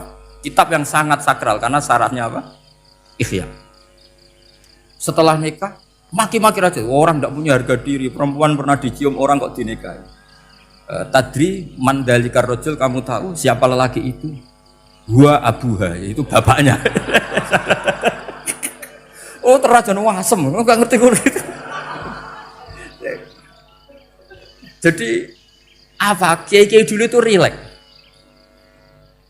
Sehingga saya datang ke sini ketika diminta sama Mbah Mus. Sebenarnya nggak diminta, diperintahkan. Karena pasti pakai agak-agak otoriter gitu. Karena di atas kita, jauh di atas kita. Mbah Mun guru saja manggil beliau Lek. Karena kita tahu Mbah Mus punya ibu, ibunya itu binti Khalil Harun. Mbah Khalil itu, saya punya manakibnya banyak tentang Mbah Khalil Harun. Jadi beliau itu adiknya Umar Harun. Mbah Umar Harun itu dulu alim-alimnya Ki Sarang, setelah Mbah Ghazali itu Mbah Umar Harun. Termasuk Mbah Khalil Harun yang ngaji sama kakaknya Umar Harun. Setelah beliau alim alama, singkat cerita setelah menyelesaikan pendidikan, pindah ke Kasingan itu dibawain santri oleh kakaknya namanya Umar Harun. Nah Mbah Harun itu punya istri namanya Mbah Sinto, itu saudaranya Mbah Ghazali. Makanya Mbah Mun manggil Mbah Mus itu Lek, karena Mbah Mun ke Mbah Ghazali itu Mbah Mun Nyai Mahmudah binti Ahmad. Ahmad ini bin Su'aib. Su'aib ini juga menantunya Mbah Ghazali. Terus Mbah Ghazali, berarti Mbah Mun dari Mbah Ghazali generasi kelima. Kalau Mbah Mus kira-kira ya Mbah Mus, Nyai Bisri, Mbah Khalil. Nah Nyai Sinto ini sudah saudaranya apa? Mbah Ghazali. Berarti Mbah Mun dengan Gus Mus itu kalah satu tokoh di urutan nasab, makanya manggil apa? Lih. Tapi Mbah Mus orang baik, tidak pernah manfaatkan itu. Yang sering manfaatkan Mbah Nawawi itu. Karena pernah sepuh itu, wah sembrono kalau sama saya itu. Saya di mana-mana itu digosipkan murid beliau. Ya saya ikhlas saja, itu satu-satunya harga diri Mbah Nawawi, ya saya ikhlas. Saya ikhlasnya. Jadi karena memang saya manggil beliau juga memang pernah nyembah. Buyut saya kandung itu namanya Maimunah, itu Mbak Yunya Mbah Dowi. Jadi saya ini juga Bani Lasem. Buyut saya kandung namanya Maimunah, istrinya Mbah Umar bin Arabi. Melahirkan mbah saya sampai ibu saya sampai saya. Saya teruskan. Jadi cobalah Quran itu dibaca secara fasih. Kalau ingin baca fasih caranya gimana? Kamu harus belajar balaghah, belajar lisanul Arab, belajar mantek, belajar logika. Nah, kalau logika itu tidak sampai, cari muhalnya. Ini fatwanya Said Robdon Al-Buti, juga fatwanya semua ulama usul fikih. Saya ulang lagi ya, kalau logika kamu nggak paham, cari sisi muhalnya. Saya ulang lagi, cari sisi muhalnya. Misalnya kamu angan-angan tentang Allah nggak dok, sedurungnya Allah itu sopo. Misalnya kamu angan-angan gitu. Sama agama tentu itu dilarang, tapi orang filsafat tetap saja nyari itu. Lalu hentikan pencarian itu, yaitu tadi dikatakan saja hadhil maujudat yastakhilu ayyakhluqahal adam. Sesuatu yang maujud tentu enggak mungkin disebabkan oleh sesuatu yang tidak ada. Fa innal adama la yu'atsiru aslan wa la yakhluqu aslan. Namanya sesuatu yang enggak ada pasti tidak berstatus pencipta. Namanya saja enggak ada. Akhirnya la buddha min ayyasbiqa hadzal alam maujudun. Maka alam ini harus didahului sesuatu yang maujud. Lah maujud ini yang oleh Islam disebut Allah Subhanahu wa taala. Sudah selesai di sini. Tinggal delok TV, tinggal ngopi, turu sampai setannya setruk karena nunggu mau bikin was-was itu lagi. Loh saya itu termasuk kiai paling sering lihat sinetron. Kadang ya lihat Mak Lampir itu sering sekali. Sampai istri saya itu protes, Gus, dengan kata orang banyak orang alim kok senengan itu Mak Lampir. Karena setan mau menggoda saya tentang berpikir Allah. Jadi dia ngenteni. Kok malah mikir Mak Lampir gitu. Setelah lihat Mak Lampir biasanya saya itu lapar, terus makan. Habis makan tidur. Setannya masih nunggu mau was-was. Ternyata saya habis bangun ngopi lagi. Kadang lihat berita orang ditangkap KPK, macam-macam. Ini penting saya utarakan supaya setan itu tidak menang. Jadi ciri utama setan itu kata Rasulullah SAW, setan ini goda umatku, hadhil jibal khalaqaha Allah, hadhil ardo khalaqaha Allah, hadhil bihar khalaqaha Allah, faman khalaqaha Allah. Itu makanya banyak orang jurusan filsafat keblinger karena tanya Allah itu siapa. Kata Rasulullah, jika sampai ini maka kamu harus berhenti. Lo berhenti tanpa dialihkan ke yang lain kan susah. Tinggal aja lihat dulu sinetron. Ya paling gampang ya Mak Lampir, kan ada takut-takutnya sedikit. Karena kalau lihat sinetron anak-anak milenial itu kalau ada artis cantik sampai nangis. Karena istri kamu tidak seperti itu. Jadi ini trik ya. Trik supaya melihat TV tapi tidak nyesal. Makanya saya milihnya Angkring Darmo, Mak Lampir. Ya saya nggak mikir maknanya, butuhnya setan bin mangkol itu. Karena ngenteni saya mikir itu, ternyata tidak mikir itu lagi. Jadi makom saya itu beda, sama-sama lihat sinetron. Mungkin saya jadi wali karena lihat sinetron. Mungkin ya.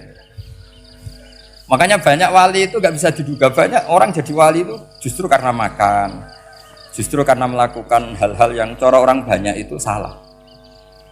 Itu Abu Yazid Al-Bustami itu pernah tanya sama Allah. Kak Haman nggak usah bayangkan caranya tanya gimana. Nggak wali ya nggak tuh. Sudah nggak usah tanya itu. Tanya gini, ya Allah, orang sesregep saya dalam ibadah sedekat ini sama jenengan. Lalu saingan saya dekat jenengan masuk surga itu siapa? Sama Allah ditunjukkan orang yang tidur, itu tidur ya teman kamu yang tidur di kamar. Nggak terima Bu, ya ini gimana kok bisa setingkat saya orang tidak tidur gitu. Yang saya ibadah terus istighfar terus. Tapi jawabannya Allah nih, wah ibadah terus itu mergo wedi aku. Jadi kan nganggep aku itu rodok-rodok jahat gitu. Iki tuh ratu mergo yakin aku apian, mengane ditinggal turu. Jadi sampean jangan tiru makom saya ketika tidur. Itu punya kelas khusus. Tapi jangan tiru, ini cerita saja. Sampean ndak harus niru. Karena sampean kalau niru itu harus ada Abu Yazidnya. Abu Yazid sudah nggak ada. Tapi itu ilmu. Ilmu yang cocok ndak cocok harus kita kaji. Saya tadi jagungan sama beliau, sama Profesor Said Akil Al-Munawar. Beliau cerita sebetulnya sekolahan saya itu tentang usul fikih, tapi terkenal saya Profesor Tafsir. Tapi saya suka ilmu usul fikih, meskipun korbannya ya banyak. Biasanya orang jadi liberal gara-gara ya usul fikih. Sebenarnya nggak perlu dipikir lah itu macam-macam. Begini, dalam usul fikih yang mainstream itu kan ada hukum wajib, haram, ya makruh, terus macam-macam lah. Termasuk ada mubah. Mubah itu boleh dilakukan, boleh ditinggalkan. Dalam ilmu usul fikih sebetulnya definisi mubah boleh dilakukan, boleh ditinggalkan itu salah. Karena begini, setiap Anda melakukan sesuatu yang mubah, pasti di saat itu meninggalkan sesuatu yang haram. Saya ulang lagi ya. Itsma min mubahin illa wa yatahaqqaqu bihi tarku haramimma. Semua teks di Lubul Usul seperti itu. Memang saya hafalkan karena ini cara saya jadi wali yang mudah murah. Itsma min mubahin illa wa yatahaqqaqu bihi tarku haramimma. Fayatahaqqaqu bisukun tarkul qatli wa bisukut tarkul qadzaf. Terus beliau membuat sekian contoh. Hukum mubah itu kata ulama yang lain kan boleh dilakukan, boleh ditinggal. Itu tidak benar. Mubah itu ya wajib. Karena setiap kita melakukan mubah, maka saat itu berarti kita meninggalkan barang haram. Coba orang tidur itu artinya apa? Tidak zina, tidak maling, tidak selingkuh, tidak mabuk. Sampean di pondok nikmati jagungan, rokokan, ngopi. Artinya nikmati rokok, nikmati kopi. Tidak menikmati tontonan di bar. Makanya kita berharap malaikat itu belajar usul fikih sehingga ketika kita rokok di pondok dilihat hada taroka melihat bar, wahada taroka melihat dangdutan. Wahada, jangan sampai malaikat bilang gini, dasar kere rakra delok. Itu repot kalau sampai bergerak gitu. Nah, kalau mubah itu artinya tarkul haram. Tarkul haram itu wajib apa sunat? Wajib kan? Berarti setiap orang melakukan mubah hakikatnya melakukan wajib dan itu artinya dapat pahala. Salah sampean ngajine ra khatam, dadi nglakoni mubah iku mengira tetep mubah. Maka berbahagialah orang yang ngajinya khatam. Makanya setahu saya kiai-kiai Mbah Mun ya sering guyon. Setahu saya Mbah Mun kalau ketemu Mbah Mun ya guyon terus. Guyonnya ini adalah waminal qutbi kata Imam Ghazali. Qutbu hadzal al istilzat bil mubahat. Poros agama ini pada akhirnya adalah nikmati sesuatu yang dibolehkan Allah Subhanahu. Orang itu kalau fasik, mau makan siang aja kalau nggak ditemani perempuan cantik nggak bisa makan. Mau jalan-jalan kalau nggak ditemani perempuan cantik nggak bisa jalan-jalan. Kalau kiai-kiai itu enggak. Gujluk-gujlukan gue seneng ira karuan. Dulu terkenalnya Kiai Bisri, Kiai diundang, katanya mau ada menteri. Ternyata menterinya ya beliau tidak masak andok di sini. Karena maknanya menteri itu pembantu presiden. Semua kita adalah bantu presiden terlaksananya kedamaian itu. Loh iya kan? Saya berkali-kali ngomong di mana-mana. Apa artinya menteri pertanian kalau kita tidak nanam padi? Mbok pinternya kayak apa tetap nggak ada ketahanan pangan. Sekarang menjadi ketahanan pangan itu rumusnya menteri apa karena petani mau nanam padi? Itu hakikatnya membantu presiden dalam ketahanan pangan. Cuma petani lebih keren karena tidak butuh digaji. Kalau menteri ya keren tapi kurang keren karena masih dapat apa? Gaji. Akeh tunggalil anak mikir untuk gaji. Nah petani ndak mikir nggak dapat gaji. Oh, itu keren. Selalu rakyat lebih keren dibanding pejabatnya. Memang gitu aturannya begitu. Aturannya begitu. Kamu saja yang kurang syukur. Jadi rakyat tuh gremeng. Enak jadi menteri. Ya sudah itu hak kamu, tapi saya tidak berpikir seperti itu. Maka saya ulang lagi ya. Kenapa saya ngomong seperti ini? Supaya tadi saya sudah bilang, saya sudah nggak menang dalam suara, harus menang dalam logika. Karena ini audisi, ini audisi. Di kabar Mbah Mus nanti yang menang siapa tidak tahu. Tadi Pak Muat, sekarang saya, kemarin Gus Zobur nggak tahu saya. Nanti masuk nominasi apa nggak tahu. Begini. Kalau artinya fi'lul mubah itu tarkul haram, saya ulang lagi. Kalau fi'lul mubah itu artinya tarkul, maka mubah ini spesial sespesialnya. Sehingga Allah kadang ngendikan sederhana sekali. Wa min ayatihi manamukum billaili wan nahar. Termasuk ayatnya Allah adalah kamu ditakdir tidur malam hari maupun siang hari. Kalau kamu nggak malam hari, subuh hari, pagi hari, siang hari.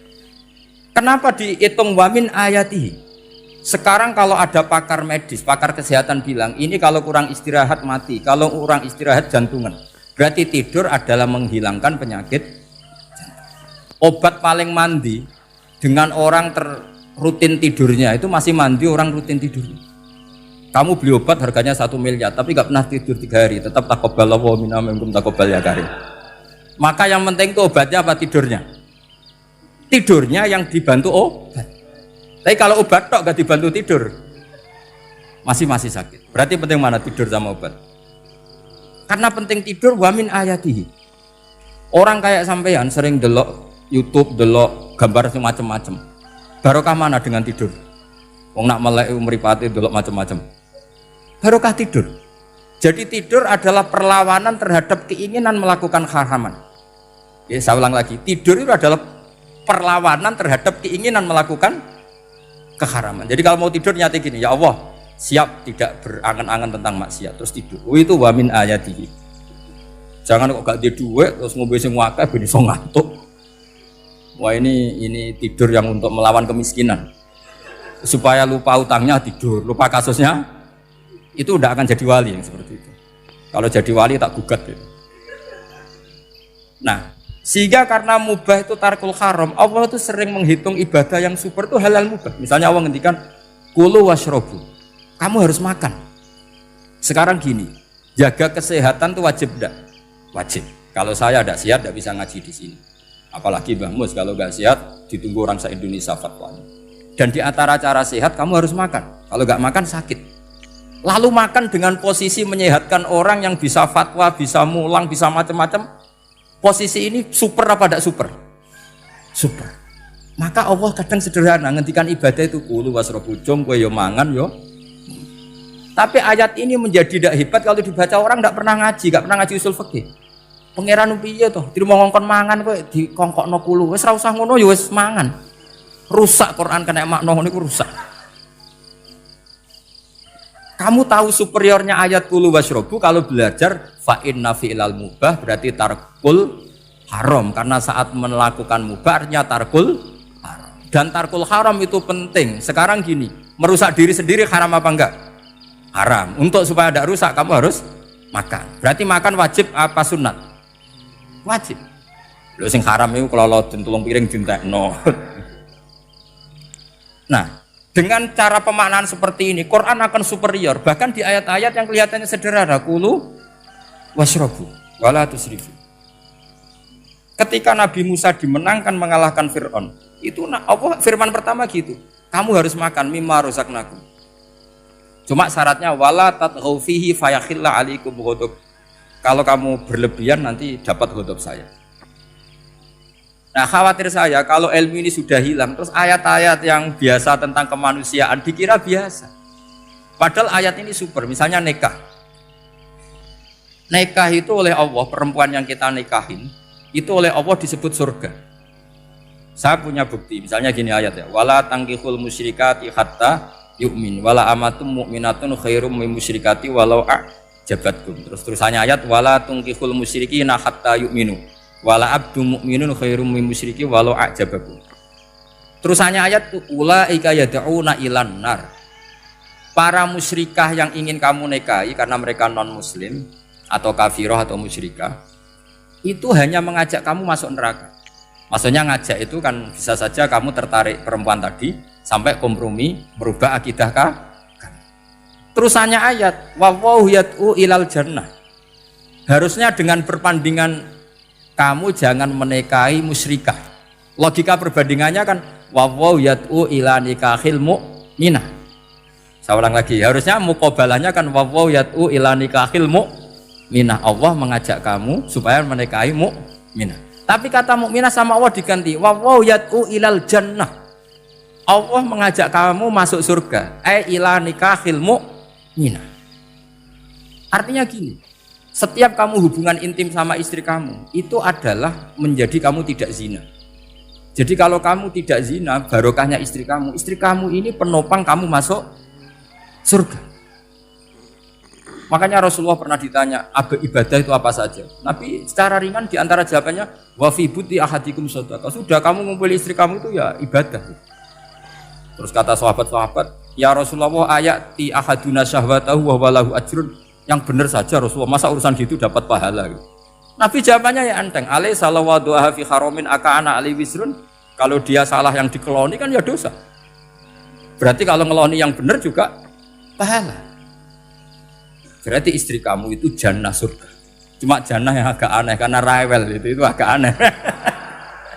Jadi itu jannah yang agak aneh.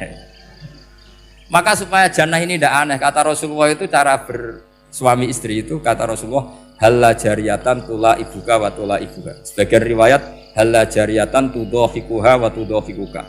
Kamu cari perempuan yang gampang guyon, gampang rileks. Mula abah itu rileks, mudhahaka ya rileks. Saya berkali-kali cerita, saya ini termasuk orang yang nggak pernah diskusi penting sama istri saya karena takut tegang. Biasanya kalau tegang itu yang suaminya kalah. Jadi saya itu nggak pernah diskusi penting. Saya kemarin mau ke Pasuruan ya, mau ke Peloso itu ditanya mau kemana, ya nggak tahu. Terus pulangnya kapan, ya nggak tahu. Wong kok roh-rohan. Ya saya seneng saja. Nggak roh itu artinya kan bodoh. Orang bodoh itu nggak mukallaf, artinya nggak dosa kata saya. Jadi saya ngambil hikmahnya saja. Anda takut, ditakoi kok jawabannya ora jelas. Ora jelas itu misteri. Memang dunia itu penuh misteri. Pokoknya tak itu. Pokoknya yang kira-kira itu jadi tidak penting. Rasulullah tuh kalau debat sama istrinya ya milih gitu, milih mula abba mudhahaka. Saya punya sekian cerita betapa Rasulullah tuh rileks ngadepin cemburu-cemburunan. Sayyidah Khadijah tentu orang yang super bagi Rasulullah. Sampai ketika adiknya Sayyidah Khadijah, kalau nggak salah namanya itu Halah itu, kalau datang itu Rasulullah itu menjamu karena mengingatkan suara Khadijah. Kalau muji Khadijah itu sudah langit Rasulullah. Sehingga Aisyah itu cemburu. Bagaimana anda selalu muji Khadijah? Waqad abdalakallahu khairan minha. Allah mengganti yang lebih cantik ketimbang Khadijah dan lebih muda. Maksudnya Aisyah. Kenapa masih muji yang sudah meninggal? Tua lagi kan. Gantian Sayyidah Fatimah yang tersinggung karena ibunya ditua-tuakan. Itu ketika Fatimah cemburu, mangkelnya sama Sayyidah Aisyah. Mangkel manusiawi loh. Enggak usah kamu jadi Syiah terus benci Aisyah itu. Karena kalau kamu jadi benci Aisyah berarti kamu nganggap Aisyah itu salah. Dan itu efeknya di Rasulullah, berarti Rasulullah milih istri yang salah. Makanya kita ini madzhabnya ahli sunnah wal jamaah. Abu Bakar tidak mal'un. Kenapa tidak mal'un? Kalau kamu bilang Abu Bakar mal'un berarti Rasulullah salah pilih teman. Umar tidak mal'un karena Rasulullah pasti milih teman yang benar. Begitu juga milih istri yang benar. Dalilnya tidak usah jauh-jauh. At-thayyibatu lit-thayyibi. At-yabut thayyib tentu Rasulullah. Berarti istrinya pasti thayyibah. Jadi madzhab ahli sunnah adalah madzhab sing jelas-jelas min baini farsi wa damil labanan khalisan sa'iwal lisyari. Jadi kalau kamu cari logika gampang saja. Nabi itu thayyib, bahkan atyabut thayyib. Padahal kata Allah at-thayyibatu lit-thayyibi. Ya jelas ya. Jadi ini tidak usah dimasukkan hati tentang konfliknya Aisyah dan Fatimah, itu biasa saja. Yang satu bela ibunya, yang satu bela dirinya. Sebenarnya Aisyah itu nggak niat ngeritik Khadijah, ingin diperhatikan Rasulullah saja. Terus ketika Sayyidah Fatimah matur ya Rasulullah saya supaya ngalahkan Aisyah itu gimana? Karena ibu saya sudah meninggal, ya memang cantik dia, muda dia, dan tahu betul orang kalau Nabi itu sangat mencintai Aisyah. Kata Rasulullah bilang gini saja, tetap hebat ibu saya, karena ibu saya dapat Rasulullah rondo untuk Joko. Kowe ayu kaya apa iku untuk dudo. Jadi rileks saja Rasulullah. Akhirnya ya semenjak itu enggak ngeritik lagi. Bahaya ini kalau ngeritik. Khadijah itu kan sudah umur 40 tahun. Janda dapat Joko. Aisyah perawan untuk dudo. Keren mana? Keren Khadijah. Jadi tidak semua masalah itu Nabi itu menyelesaikan cara ekstrim. Nabi itu biasa mula apa? Santai rileks.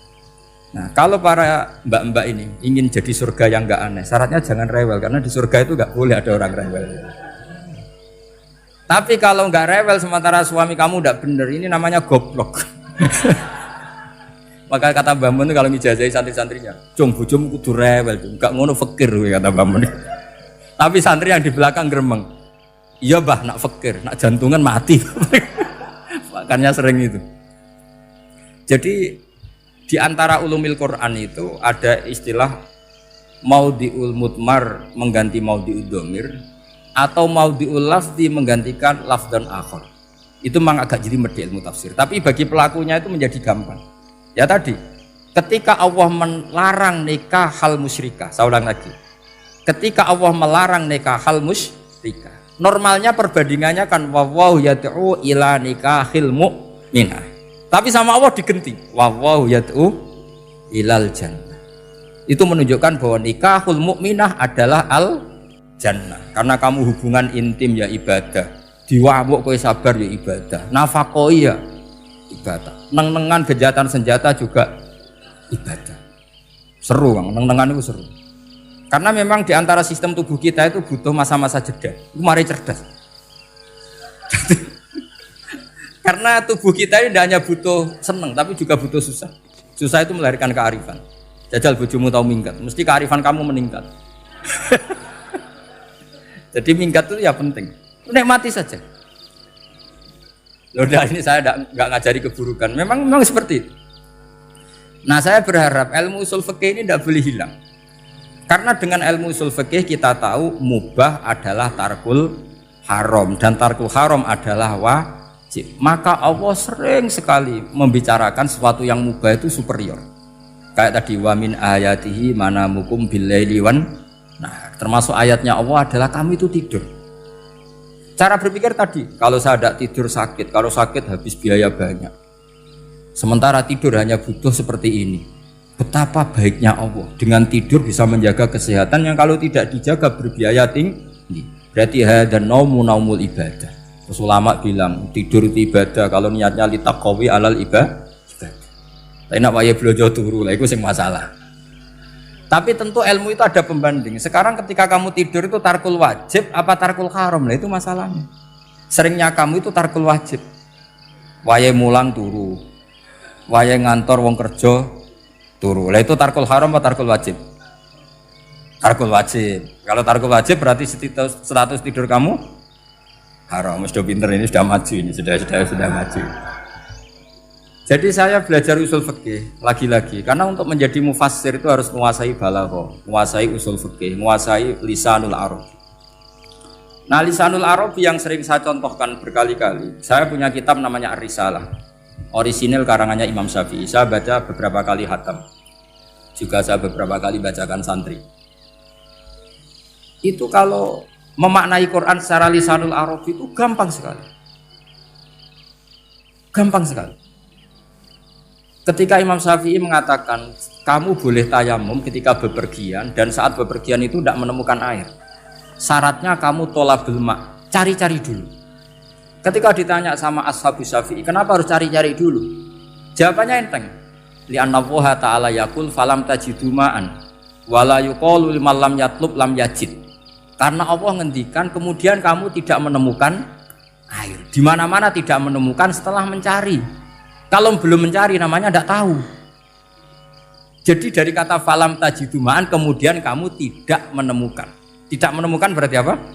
Setelah mencari. Sehingga beliau mensyaratkan dicari-cari dulu, baru berkesimpulan tidak menemukan. Nah setelah tidak menemukan, kamu baru boleh tayang. Segampang itu ilmu usul fikih di depan Imam Syafi'i. Ulumul Quran dianalisis dengan usul fikih. Ketika ditanya, kenapa Anda mensyaratkan nikah itu pakai wali? Ayatnya apa? Kalau hadisnya jelas, la nikaha illa biwaliyin mursyidin. Ayatnya apa? Imam Syafi'i secara enteng baca ayat fala ta'duluhunna ayyankihna azwajahunna idza tarawdu bainahum bil ma'ruf. Jika wanita yang kamu waleni, saya ulang lagi, jika perempuan yang kamu walikan, misalnya kamu punya anak yang umur 20 tahun ingin nikah sama seseorang, sing seseorang ini layak, ya misalnya kiai ya, apal alfiyah. Tadi kata Mbah Mus itu muridnya Mbah Khalil alfiyah diwolak-walik apa?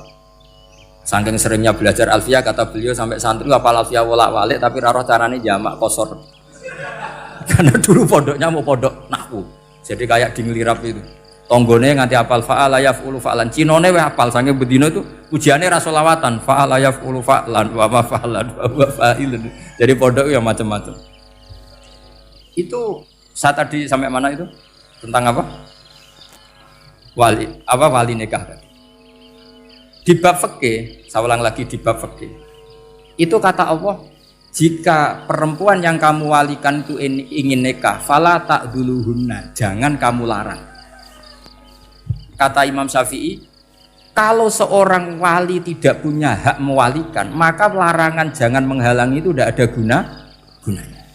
Misalnya gini, Zaid itu tidak punya utang saya ulang lagi, Zaid tidak punya utang saya. Memang ini ilmu logika, Zaid tidak punya utang saya. Terus sampean bilang ke saya gini, Gus Bah, Zaid ojo tagih. Itu omongannya wong aneh apa enggak? Aneh kan?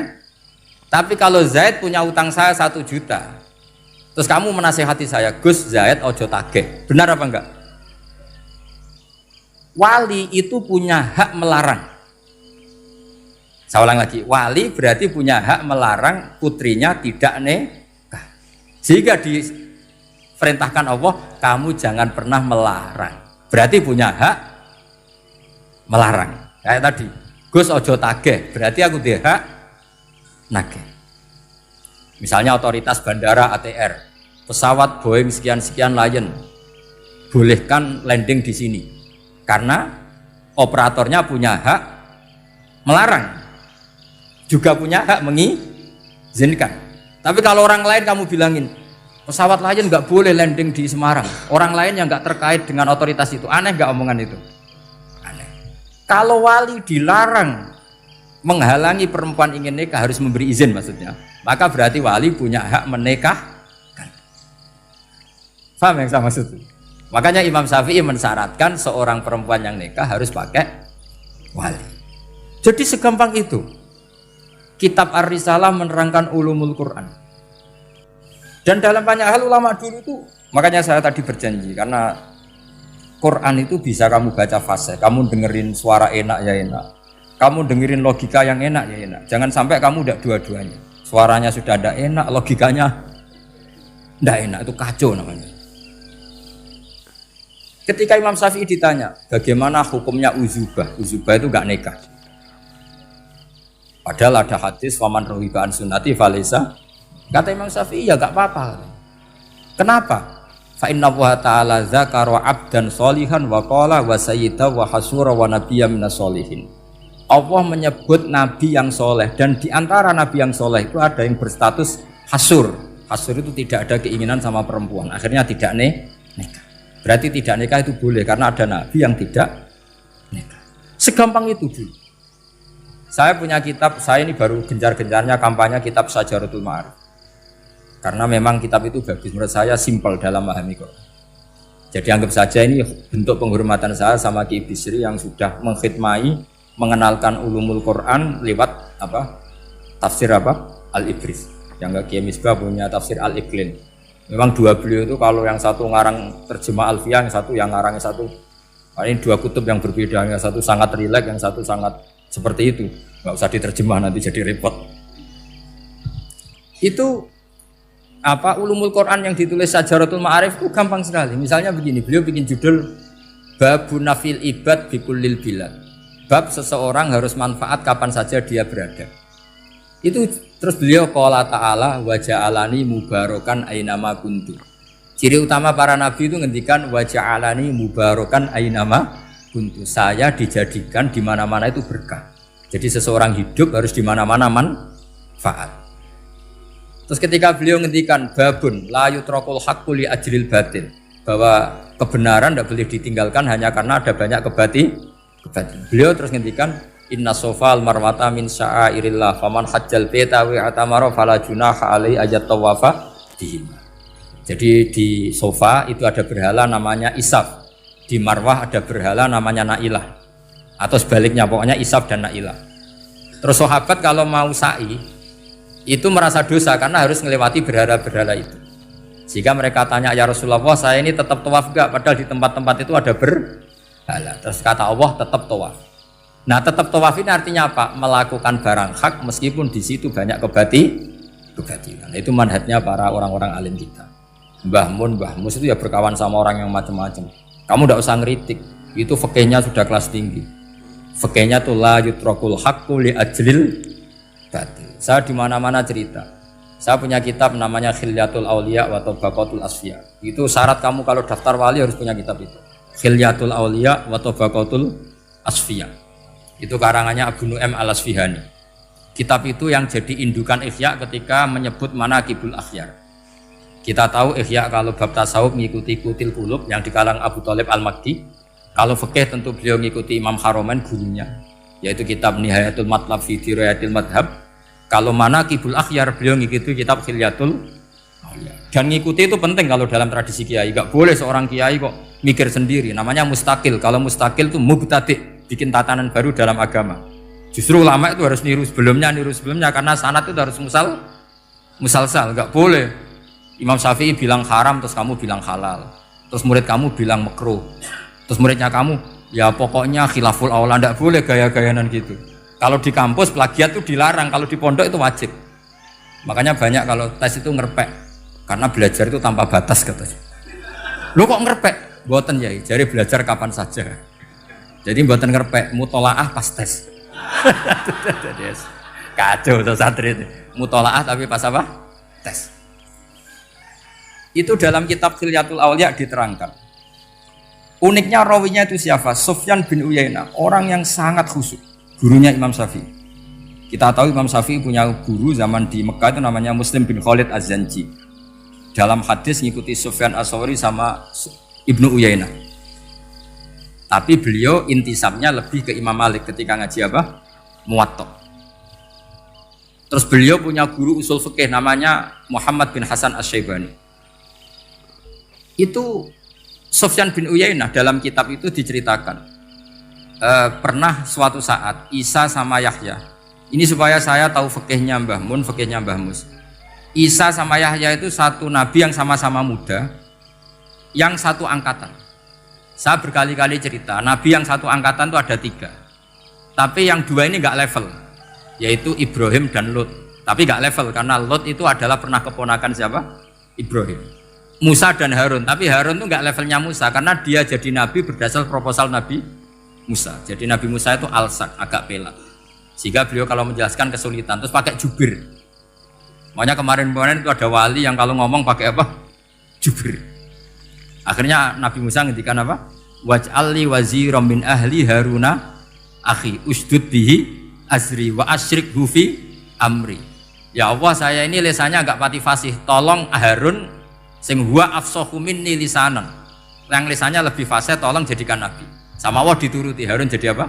Nabi. Tapi yang dapat wahyu Musa, jadi dia hanya jubir, makanya seangkatan tapi tidak level. Yang seangkatan level itu hanya Yahya dan Isa. Nabi Isa kita tahu berstatus wa yukallimun nasa fil mahdi wa kahla, jadi mulai kecil sudah pinter.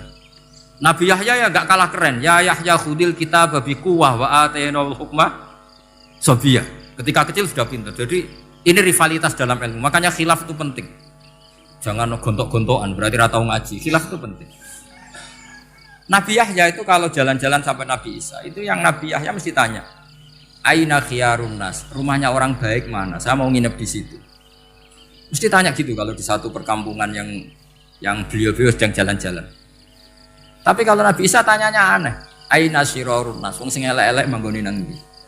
Akhirnya ini kan terjadi debat. Tapi karena sama nabinya ya ndak debat kusir terus kubu-kubunan kosong berapa sama kosong berapa. Ndak, ini sama. Ya sama-sama kosong-kosong, sama-sama orang ikhlas itu kosong-kosong. Sama lama terus debat kecil. Kenapa kamu tanya aina khiyarun nas? Mana orang-orang baik? Jawabnya Nabi Yahya, ya kumpul orang baik itu enak, nyaman, teduh, enak lah. Nah kamu kenapa kok tanya mau nginep di aina syirarun nas? Ana nabiyun, ana tobibun, udawil mardo. Saya ini dokter, nabi itu dokter. Di mana-mana dokter menyembuhkan yang sakit. Kalau Anda peneliti penyakit, cari daerah yang banyak endemik penyakit apa yang daerah sehat? Daerah yang kena endemik penyakit. Tapi problemnya Anda sendiri berpenyakit dan kalau ke situ tambah nemen. Ya sama. Kalau kamu kira-kira tidak kuat ya jangan kumpul orang yang seperti itu. Kamu tidak kuat kan? Malah katut. Tapi fikih-fikih kiai-kiai kita, guru-guru kita, berteman orang macam-macam tenang saja. Karena mereka kekuatan kesalehannya sudah absolut, sudah kuat sekali. Ya tentu bi'aunillah wa bitaufiqi. Sehingga kamu tidak usah meki para guru-guru kita. Saya pernah didhawuhi Mbah Mun. Ya Jong ya aku wis ketemu Megawati. Piye-piye Indonesia kudu damai. Engko nak tukaran yo repot. Jane yo piye aku yo kiai. Artinya beliau harus ketemu karena untuk supaya Indonesia itu damai. Beliau anggap saja makili religius, Bu Mega makili apa? Nasional. Dan Indonesia damai itu kalau ada kerjasama antara kaum nasionalis dan kaum apa? Religius. Jadi yang namanya damai itu penting sekali. Sampai Rasulullah itu pernah berdamai sama orang yang jelas-jelas kafir.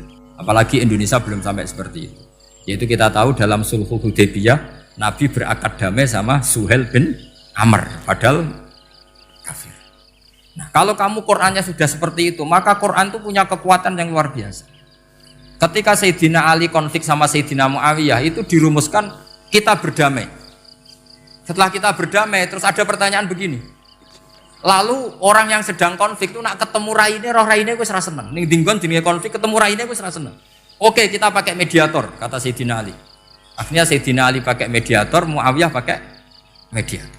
Terus orang Khawarij bilang, dalilnya apa mediator itu? Enggak ada Qur'annya. Itu orang Khawarij. Sama enggak usah tanya, kalau orang sekarang yang apa Gus? Wah itu mari fitnah, itu provokator berarti tanya gitu. Singkat cerita terus Sayyidina Ali itu agak marah. Karena beliau terbentuk oleh Quran. Itu spontan Sayyidina Ali baca ayat wa in khiftum shiqaqa bainihima fab'atsu hakaman min ahli wa hakaman min ahliya. Jika suami istri menghadapi konflik, di mana-mana konflik roh raine kan gak seneng. Maka yang keluarga lelaki kirim mediator, yang keluarga perempuan kirim. Terus dari Sayyidina Ali, wa ummatu Muhammad a'dhamu min amri rajulin wa imra'atin. Umatnya Muhammad lebih serius ketimbang urusan lelaki dan perempuan. Wong suami istri saja kalau konflik butuh mediator, apalagi hadhil ummah. Segampang itu mereka istidlal. Jadi mediator dalilnya mana ya? Dalilnya wa in khiftum shiqaqa bainihima fab'atsu hakaman min ahli wa hakaman min ahli. Dulu Quran itu seperti itu. Nah sekarang problemnya Quran itu tidak dikaji seperti itu sehingga fasihul ibarat atau fasihul akli atau balaghatut ta'aqqul itu enggak ada.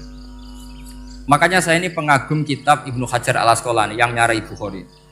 Kata Ibnu Hajar al-Asqalani termasuk mukjizatnya Quran adalah al-iltizat al-aqli. Akal itu menjadi nyaman. Itu uniknya yang dicontohkan seperti ngaji saya malam ini. Misalnya Allah ngendikan am khuliqu min ghairi syai'in, yang namanya maujudat tentu diciptakan sesuatu yang maujud. Karena akal akan tersiksa ketika dicekoki gini. Hadhil maujudat khalaqahal adam. Tersiksa enggak akal kamu sebagai orang waras dicekoki pikiran hadhil maujudat khalaqahal adam. Ini maujudat disebabkan oleh ketiadaan. Mesti kowe ra iso turu. Barang rono kok iso gawe iku piye? Nah ini yang dimaksud dalam ilmu tasawuf ala bi dzikrillah tatmainnul qulub. Jadi cara tenangnya hati itu macam-macam. Nak wong toreko wis wong kon wiridan. Nak koyo kula rada ahli akal, wis meneng. Alhamdulillah di pangeran sing wujud. Berarti hadil maujudat khalaqahal maujud. Berhubung maujud ini pencipta berstatus super. Super itu dalam agama disebut wajibul wujud atau musabbibul asbab atau kausa primambah lah sauni-uni. Sing penting iku ora hadil maujudat khalaqahal. Makanya kata beliau, Nabi itu bukan sekedar jamal suratan, ganteng secara perawakan, secara fisik enggak, tapi juga Nabi punya jamalul akal. Akalnya itu nyaman. Yaitu kita disuruh iman dengan sesuatu yang memang kita nyaman. Seperti kita disuruh iman bahwa alam ini diciptakan oleh Allah, oleh al-mawjud yang super. Kan terus nyaman. Coba kalau kamu diajarin Islam, alam ini yakini yang menciptakan adalah ketiadaan. Oh, kamu kuliah sampai profesor sampai dokter pusing, ini ajaran apa? Sesuatu yang tidak ada menyebabkan sesuatu yang ada. Itu namanya termasuk ajaran ini indah karena ada al-iltizat al-akli, kenyamanan apa berpikir karena terus